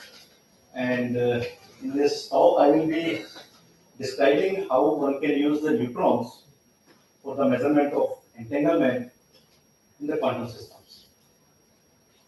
So here is the trivial outline of my talk. The first part, quantum entanglement, has been covered by Siddharth quite well, so I do not have to cover it. I will just introduce some of the concepts of the neutron scattering for the showing purpose, and then I will give a couple of examples where we have used neutron scattering for the estimation of entanglement. So we know this entanglement is quite essential tool in the quantum many-body physics as well as in the information technology. However, experimental measurement of this entanglement is extremely difficult task. There are some ways which have been suggested in the literature, but most of these are limited to limited size systems, like something like 8 atoms, 9 atoms problems. Measuring this entanglement on a many-body system is extremely difficult task. One can measure this entanglement, which is especially like bipartite, from the measurement of specific heat and magnetization, but measuring multipartite entanglement is very difficult task. This idea recently comes from this paper of this Hoke in 2016. What they told is this is a one-dimension spin chain, Heisenberg spin chain, spin one-half, which is a severely entangled system. And what they told is that if somehow by some way, if you can measure the response function of the sample, then you can derive this quantum Fisher information.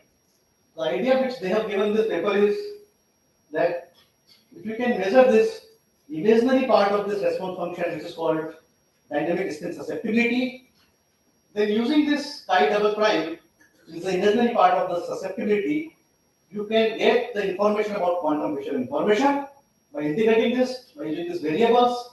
And what they have shown is that this shaded area, which is under this curve, at low temperature, this area tells that how much entanglement you have, and high temperature, you see this entanglement is lost. So the basic idea regarding measurement of quantum entanglement, lies regarding this measurement of this chi omega as a function of t. And here what I show is that in this many-body physics, we are interested in the systems which are close to quantum critical point, where your magnetic density is not fully saturated, you have a lot of fluctuation in the system, and well, actual quantum phase transition occurs at t equal to 0. But we are interested in the investigating the system at the practical temperature, where we have still a lot of quantum fluctuations, and which characterize the system at t equal to 0. So this quantum pressure information, which we can measure, it tells about how much, with the maximum precision, we can measure a parameter, can be estimated. So now the idea comes regarding this measurement of this chi double prime, and neutron scattering is a ideal tool to measure this chi double prime. But let me tell you, even for a neutron scatter, this chi double prime comes in the last part of the problem. When you are doing this neutron scattering experiment, you will never would like to measure chi double prime in the start. What you measure is basically chi double prime Q0 means like static correlation means like magnetic structure or like static correlation. Dynamic correlations are hard to measure because of the limitations I will cover. So we know this neutron is uncharged particle. Therefore, whenever we investigate this material, it gives the information about the bulk of the system. It carries magnetic moment, so it can easily interact with this magnetic moment present in your sample. It carries spin 1/2, which makes it possible to produce spin polarized beam. And sometimes you need it to separate like this susceptibility which is coming from the phonons or this spin part of this. But most of the time it is not needed also. The velocity of the neutron, which are thermal neutrons, which we use in the neutron scattering, is something like 2.2 km per second. And neutron is an unstable particle, but the time scale given by this 15 minutes makes it sufficient to carry out most of the neutron scattering experiments. Well, most of the neutrons which we use in the condensed matter physics have the wavelength which is comparable to your interatomic spacing, and that's how you can measure the structure of the materials. They have kinetic energy which is comparable to the fundamental excitations like magnons or spinons, and that's how you can measure these fundamental excitations in the material. And they have magnetic moment, so you can couple it with this magnetic moment of unpaired electron in the system. But there is a huge disadvantage of doing neutron scattering. Neutron sources are generally weak. So to do any neutron scattering experiment, you have to acquire a huge amount of sample. And of course, some samples are neutron absorbing, so you cannot do the experiment on those samples. Well, talking about neutron source, generally there are two kinds of neutron sources. First is the nuclear reactor, which is just a small cousin of your power reactors with a lot of heavy amount of power density. And here the neutrons are produced by the fission process, where your neutron bombards on the uranium-235 nucleus, and there is a cascading of fission reaction from where you can get these neutrons. And this reactor, then you put this beam tube by which this neutron can come out, and then you can utilize these neutrons for carrying out neutron scattering experiments. The other source of the neutron is spallation neutron source. So what you do in the spallation neutron source is you take a proton beam, try to accelerate it to very high energy, something like GeV, and then put this very high energy proton beam on a hijacked material target, something like lead. And then this nucleus gets in the very high excited state and it releases bunch of the neutrons. So typically what you need is the spallation neutron source is a accelerator which can accelerate the protons up to GeV energy, and you get typically 30 neutrons per proton, and these sources are pulse source. So doing the experiment in these two different sources, utilize now different techniques what you want to do it. Now the neutrons which comes out from the any source will have Maxwellian distribution, and the center of Maxwellian will depend what was the last thing which neutron has interacted in its path. So in the reactor where this path is by the moderator, so this Maxwellian is decided by the temperature of this moderator. So in a typical reactor where you have this moderator at the room temperature, this will be the Maxwellian distribution, which is centered around 30 MeV. You can shift this Maxwellian by, like suppose if you want to put the old neutrons, you can use hydrogen as deuterium as a moderator port, or if you want to go to the high energy to shift this moderator temperature, they can use this graphite. And this is how you can get this neutron of different energy to carry out neutron scattering experiment under different energy scales. Now, neutron interacts with your bulk by these two interaction mechanism. One of these is the neutron nucleus interaction, and another is, as I told you, that neutron is a carries magnetic moment. So you can consider this neutron scattering as a neutron is a small dipole. So it's a very tiny magnetometer which can give you precise information about this spin-spin correlations in your material. What you get once you do the neutron scattering is, so this is the first part which you will do it in the neutron scattering is, you get this static information like what kind of are having. So when you do the diffraction kind of experiment, you get this kind of information. And please remember, whatsoever we do the neutron scattering, we get the information in the Fourier space. So you get this information in the Fourier space like this, and then you have to convert it in this direct space to see what you are having. And when you are magnetic ordering, your magnetic lattice becomes different than the nuclear lattice, and accordingly your reciprocal lattice points also become different. And then depending on the lattice, you get this additional peak, and that's how you characterize this magnetic structure in the magnetic materials. And this is a typical neutron scattering experiment. What you have a probe of the neutron which is characterized by its incident energy. It interacts with your sample, and after interacting, these neutrons are scattered. And what you detect is this number of neutrons which are detected in the detector which subtends a solid angle of the omega on your sample. So when you do this elastic scattering, idea is that you assume that the incident energy of the neutron and final energy of the neutron are same. And what you get is the information about d sigma over d omega, which is normalized to this flux. And this quantity which you measure now in this elastic experiment gives this fingerprint of your sample. Means by measuring the diffraction, you can get this idea of the crystal structure or magnetic structure of the battery. In principle, you can analyze the energy of the neutron after the scattering, and this gives the idea about then what you have to measure this, you have to measure the neutrons as a function of energy, and then you can get this double differential scattering cross section, and this energy which is action in this process is given by this incident energy minus final energy.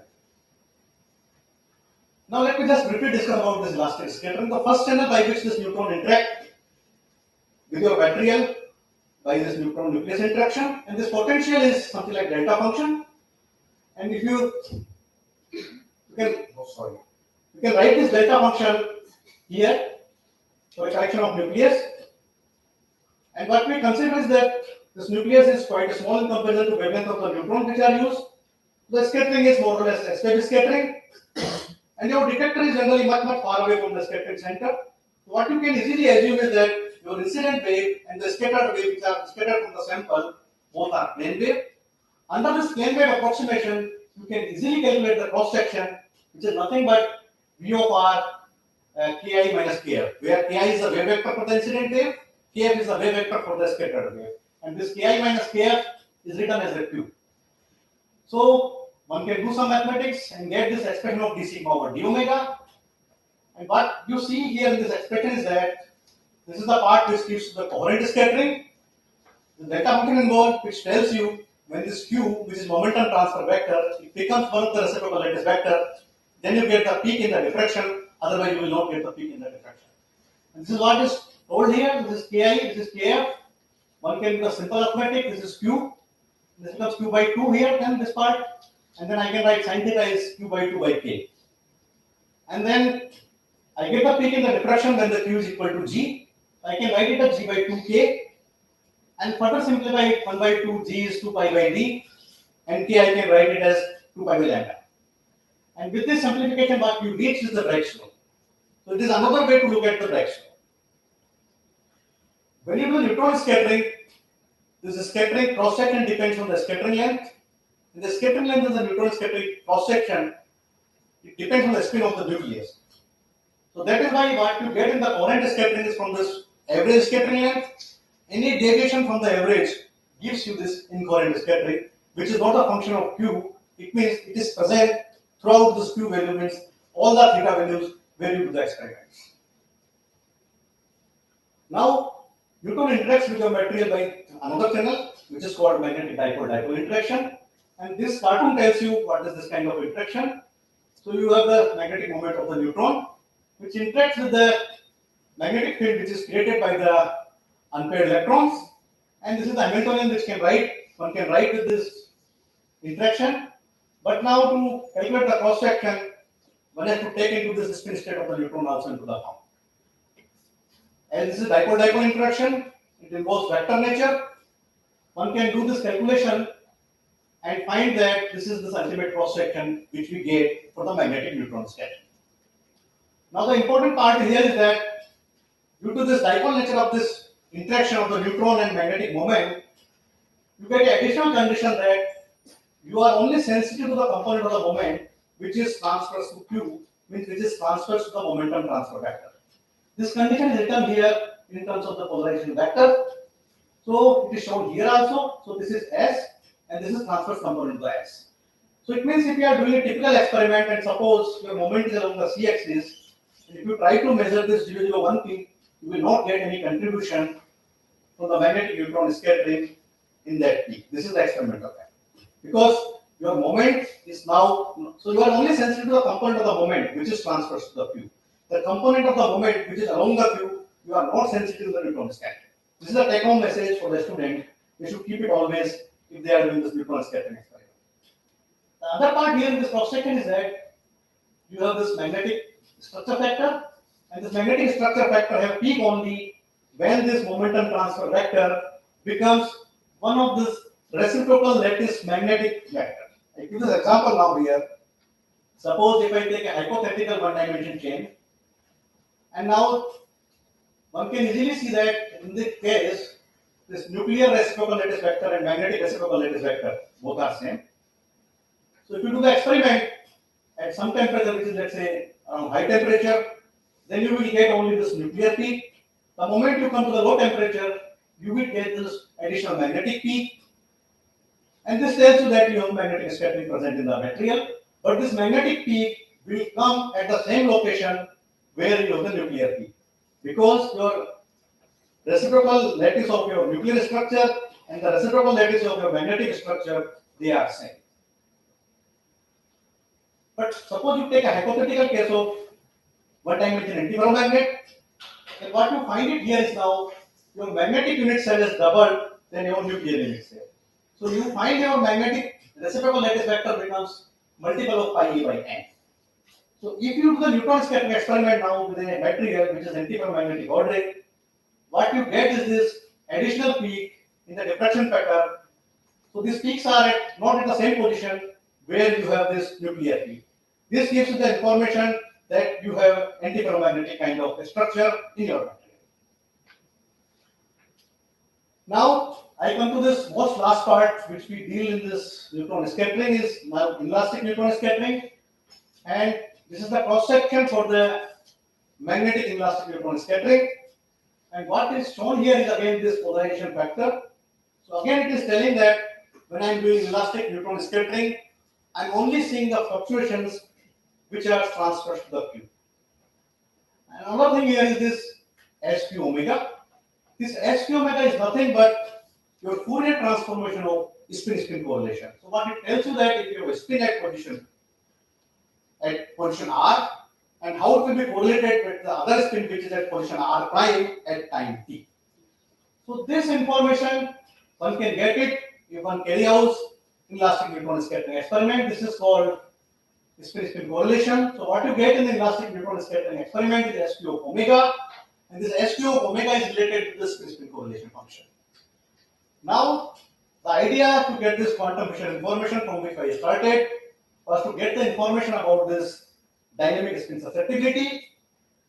So then one can utilize this fluctuation dissipation theorem, which tells you that your spontaneous fluctuation in the system, which are described by this correlation function, they can be related with this imaginary part of the susceptibility, provided you are working in the linear response rate. So by utilizing this, then you can get this chi q of omega, and then this chi q of omega, you can use it to get this quantum Fisher information.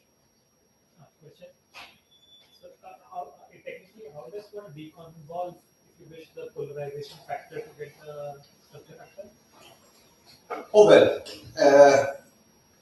polarization factor, you always know when you are doing this neutron scattering, you do general in the crystals. So you know this is the wave vector of the neutron, and this is suppose Ki, this is Kf, so I will have somewhere my Q, and now I know this is the Q in the real, and I know my sample, where are the moments which I will be seeing. So I know my scattering plane, and I know my sample configuration, single crystal, so I know in which direction my moment is there. So then I can apply by calculating this, that what kind of contribution I will get. Suppose if I have a magnetic structure which is along the C axis, then if I want to measure this spin-spin correlation, I would like to put my Q along the C, because then I will get chi xx and chi y both. Got it?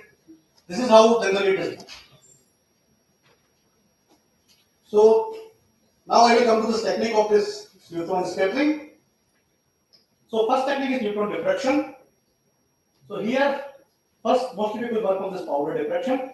So here what you see is that your crystallites are randomly oriented, and what you do is this break once if you do this neutron diffraction. How much time I have? You have midway. Oh, that's one. So if you do this neutron powder diffraction experiment, then what you get is this break cones, because your crystallites are randomly oriented, and this break cone you will experiment either put a 2-dimension detector or put a 1-dimension detector, try to get a stripe of this break cone, and that's how you get this intensity as a function of 2 theta. Is it true that you need large samples for large single crystals for neutrons? The requirement of large single crystal comes because the flux of the neutron is less, that is number one. Number two, cross section is also small. So to give you a perspective, I think only 1 out of the 10 to the power 8 neutrons are scattered in the detector. So that makes your requirement on your sample size to be quite high. Cross sections to align. That's like a needle in a haystack. You give Yes, I think so, something like 5 gram, 10 gram. Well, so I job with my synchrotron friends, so they can finish their careers on this crystals, for which I will never be considered as a crystal to do the experiment, because they are not a sample where I can get even a signal. This kind of samples are lost for a neutron scatter when they try to do the experiment. So it's altogether different ballgame thing. So this is the typical experimental structure you have.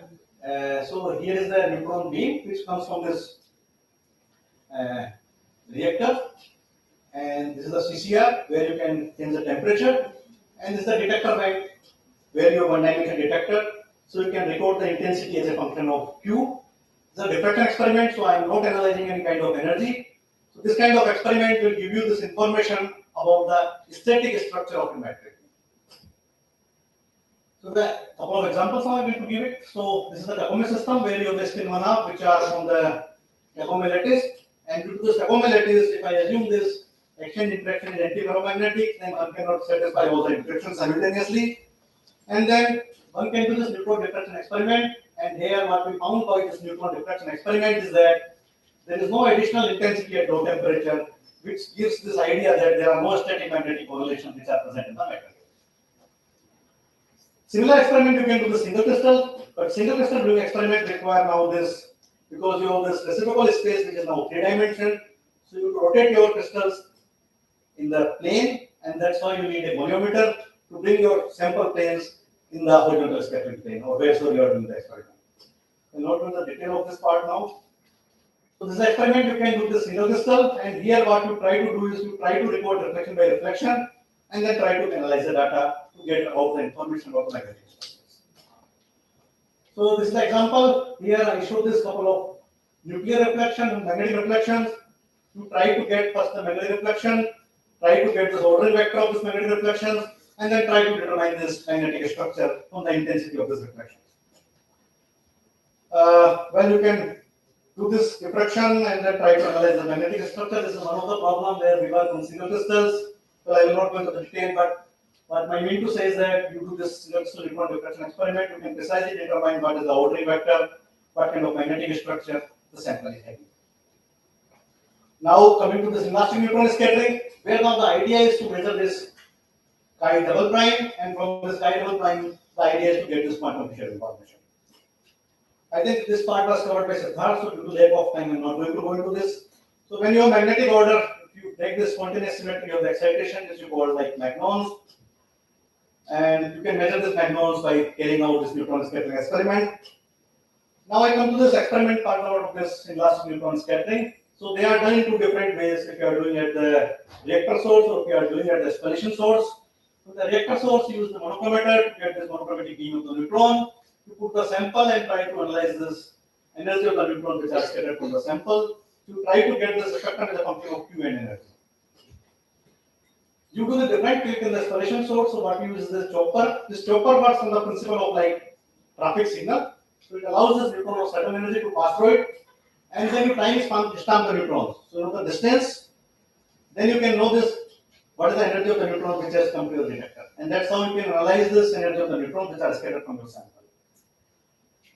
So this kind of spectrometers at time of flight, they have a huge detector coverage, so you get this information about this Qx, Qy, Qz and energy. So you get this 4-dimensional reciprocal space information, and then you have to convert it and analyze the data. Now I come to this multipartite entanglement. This is the example of this one-dimensional spin chain, spin one-half chain. So here you click on this spin, then you create a two-domain ball which can move freely. So this is called spin-on. And the spin-on now one can measure by carrying out this elastic neutron scattering experiment. So this is the experiment which was conducted on this powder by Nishika, and the sample contains this copper spin one-half chain.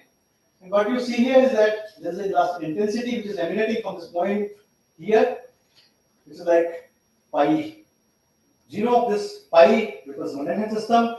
So it emanates from the pi and goes to 0, but due to the powder nature of the sample, we cannot precisely tell. There is a Q average information now which is coming. And from this, what we are getting here is this kind SQ omega, and this SQ omega by this conversion factor can be converted in this chi double prime. And this is a spectra which you expect from this spin one-half chain. So what you expect here is the spin-ons. So the spin-ons are spin one-half particle, but in the neutron scattering case, due to the selection rule of the neutron scattering, you can detect the excitations which change your total spin state by 1. So when you do the neutron scattering experiment, you detect this pair of the spin-ons. So what you get is this now lower bound of the spin-on, upper bound of the spin-ons, and you have done the theory to get it, how you can get this lower and upper bound of the spin-ons in the one-dimensional chain. How can you say that it is spin-on but not magnon? The magnon should have no lower bound or upper bound. And there are other ways like for magnons, like suppose if I take a one-dimensional chain. So your spectrum goes cos Q. So you know the J was known in this case from the susceptibility measurement, but we were getting the signal in the elastic spectra much more, something like double on this bandwidth which I expect from this simple cos Q omega, cos Q. It was given, and moreover, you know the intensity which was spreaded along this energy range. If you have magnons, they are generally sharp, and this spin-ons because they can generate in the pair and they create a continuum. That's why this idea comes of this lower and upper. Okay, just finish. Now by carrying out this, what you can utilize this SQ omega and convert it into this chi double prime, and from this chi double prime, what you can derive is this FQ, which is quantum Fisher information. So for this system, J was 3K, but despite what we found is that this correlation for surviving, or the entanglement was surviving up to the 6.7K, because something like 2 times of the energy scale of the problem. And this was done by carrying out this written analysis of this elastic neutron scattering. Now, I take this briefly for the single crystal. What happens? I'm not going into the detail.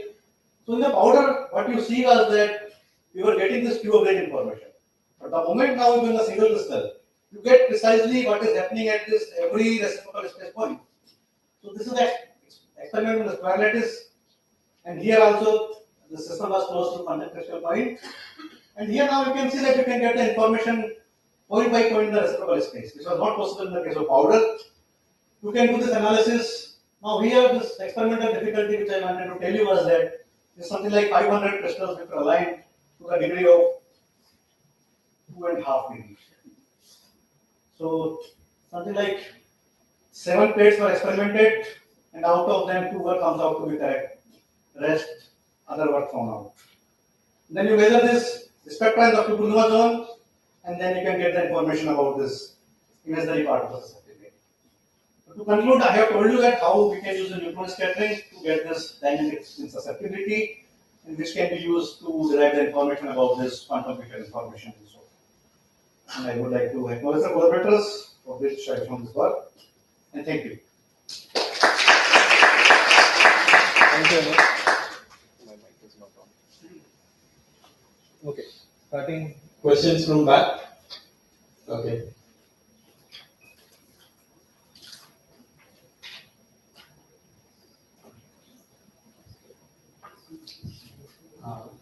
Good morning, sir. Sir, I have one question regarding the incoherent and coherent scattering. Okay. Like, how exactly it depends on the material? Like, for example, hydrogen has a lot of incoherent scattering, and deuterium don't have that much incoherent scattering. Like, how exactly it depends? Like, is it a material dependent, or is there any other? It is nucleus dependent. So when you talk about this neutron nucleus interaction, especially this nuclear part, your V depends, I am not going to the detail, it depends on this spin state of your neutron nucleus system. So neutron is spin 1/2. Now it will depend what is the spin of your nucleus. So you have two state I plus half and I minus half. Then you can derive this weightage factor of this plus and minus, and from that you can get this idea of V. The problem now is spin states in your materials. There is no correlation between the spin states in the nucleus. So they are randomly distributed. And this gives rise to this incoherent scattering. This is the one factor. Other factor is this scattering length depends on the isotope. And the isotopes in the material are also randomly distributed.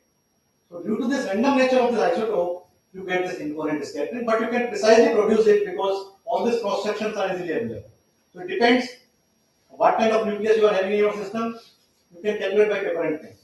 Like most of the neutron scattering experiment used for the elastic refraction, this vanadium as a cane.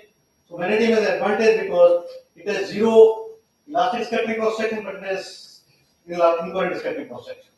Like the example we are giving of water. So water chemistry people can play a trick because if you replace the water by deuterium, you have changed the spin state of the nucleus. But as far as your chemistry goes, it is not going to change drastically. You can replace this H by D and do this neutron scattering experiment. This is routinely done in this neutron scattering. Yeah. You can speak louder.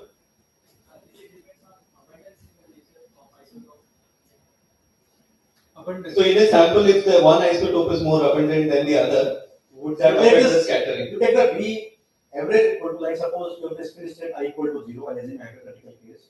Then V will be X of this configuration of that isotope plus 1 minus X of the other isotope. If you have 3, you can take this fraction of this isotope and make it V average.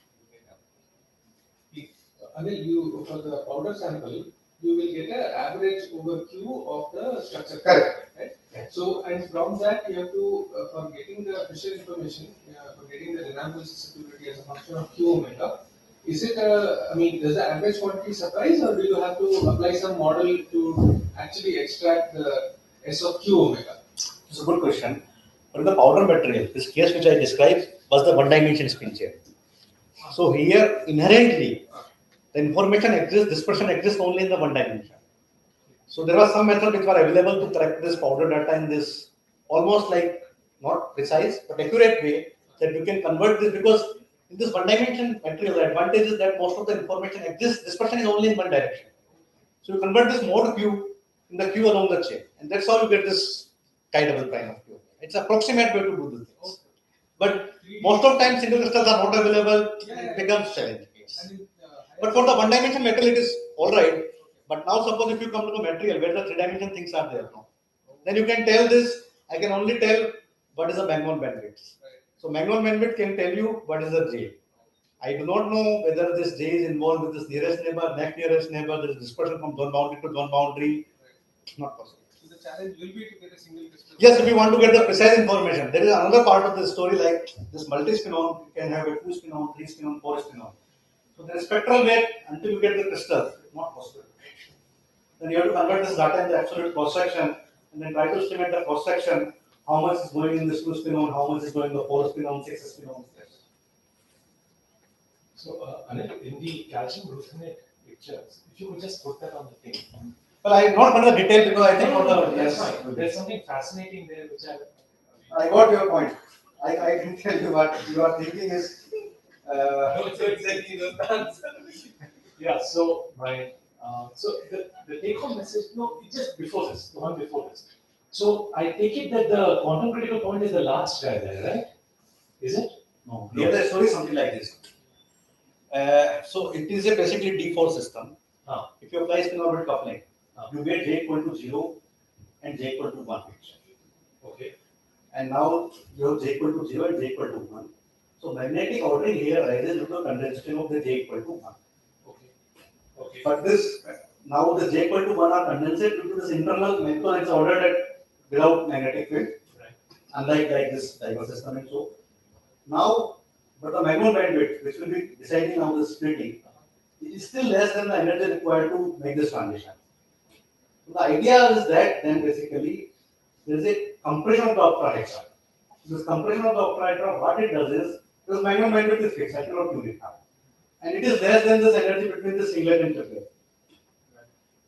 But the moment now you distort this octahedra, apply this octahedra compression, then out of this 3 triplet, J equal to 1, 2 goes down in the energy, and at some time you have quantum critical point where you can get the ordering, and this ordering arises due to condensation of the triple bonds. Right. So exactly which of these clocks is the quantum critical point? Right. Well, this is in the right side of the critical point. This material right now because it was ordered. No, but what about that last one? So this is this very close to the critical point? This what is is the sequence? What is this is basically you are getting the dispersion. Right. So dispersion is emanating from the break point. Right. It is going like a flower. Okay. The moment I reach 50 MeV, I don't have anyone more than that. Right. So this point, last point was telling me that I have reached to this my bandwidth boundary. Okay. That was the idea. So if you take this, if you make a slice of this cuts now, yes, you will. So if you start slicing this cuts, it's like pi 0, pi pi. You will get this. Okay. So it's like constant okay. slicing this. You slice a flower actually. Right. But I mean, so the take-home message I kind of understood was that. The take-home message. If you now take away if you take this topology of the dispersion, yes, it is not Heisenberg. Right. So for Heisenberg, you expect pi pi and gamma. Yes. To be the same as the energy because omega is 1 minus gamma square. Right. And gamma at 0 and pi pi are the same. So you have dispersion something like this. Right. It's like XY kind of dispersion. Right. And that was the part which started unfolding that what is exactly happening. Right. It is different from this like two-plate dispersion.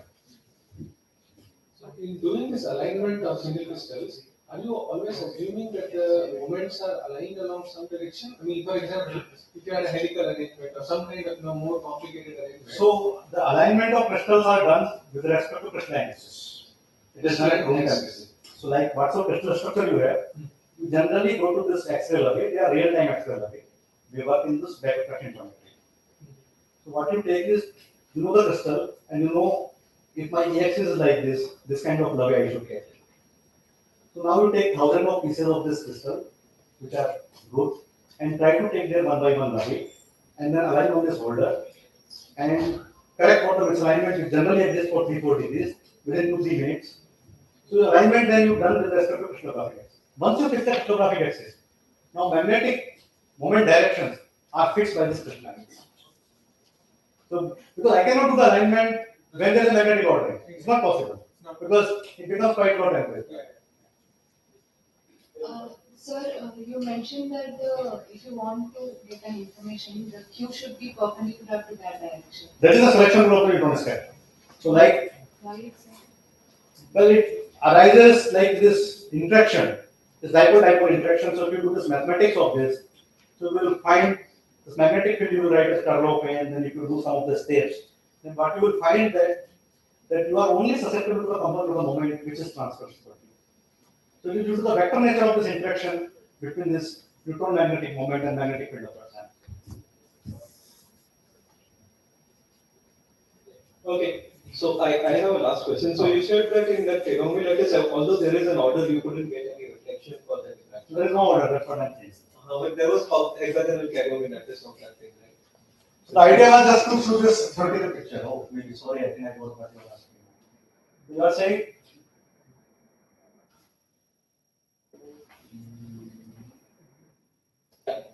What I'm saying is a proper spin mana. Right. I don't know whether they are ordered or not. Okay. So I do not get any elastic ordering by doing this silicon reflection. There is no static correlation. Static correlation. Okay, so let's thank the speaker and let's conclude this session also. We just made 2 talks and you must be hungry, I know. So the lunch is arranged at CDH1. You can just walk down from the walkway. Down. Thank you. First floor of CDH1. And you should be back here by 2 o'clock with or without food.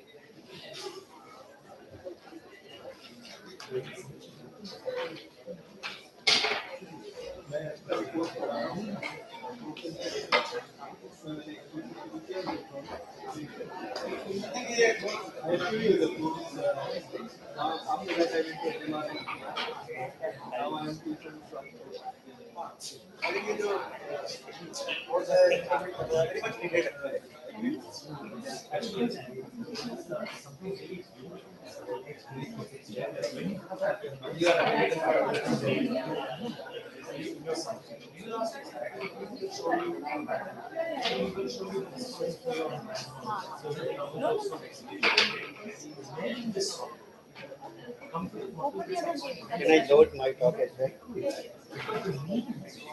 I think they can keep the bag here. We can lock the door.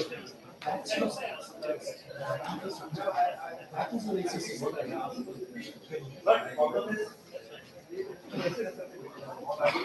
you will not be able to produce this independent art.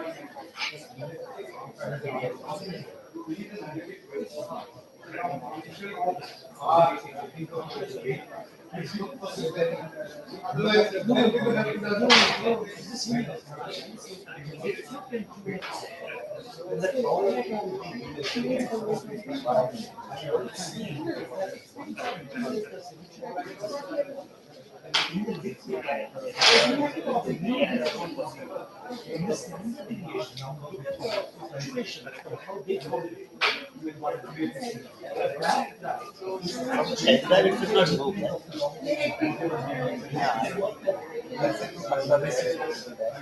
It's very subtle.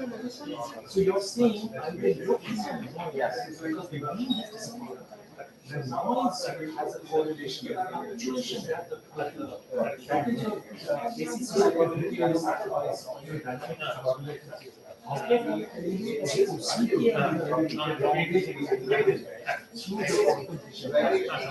because mean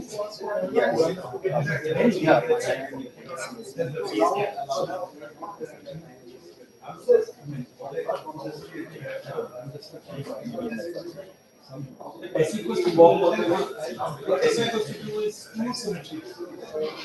So उसको आपको melt करना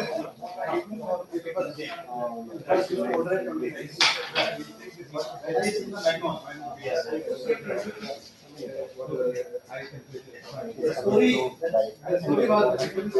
coming now. Where due to the speed,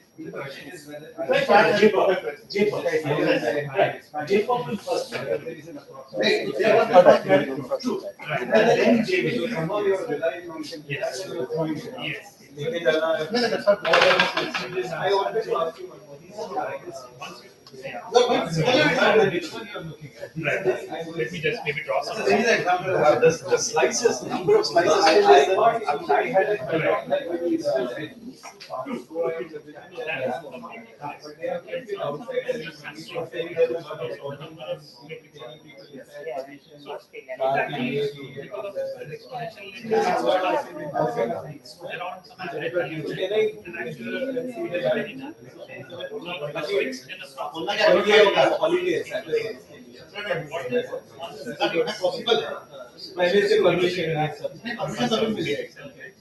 She has to call her staff also.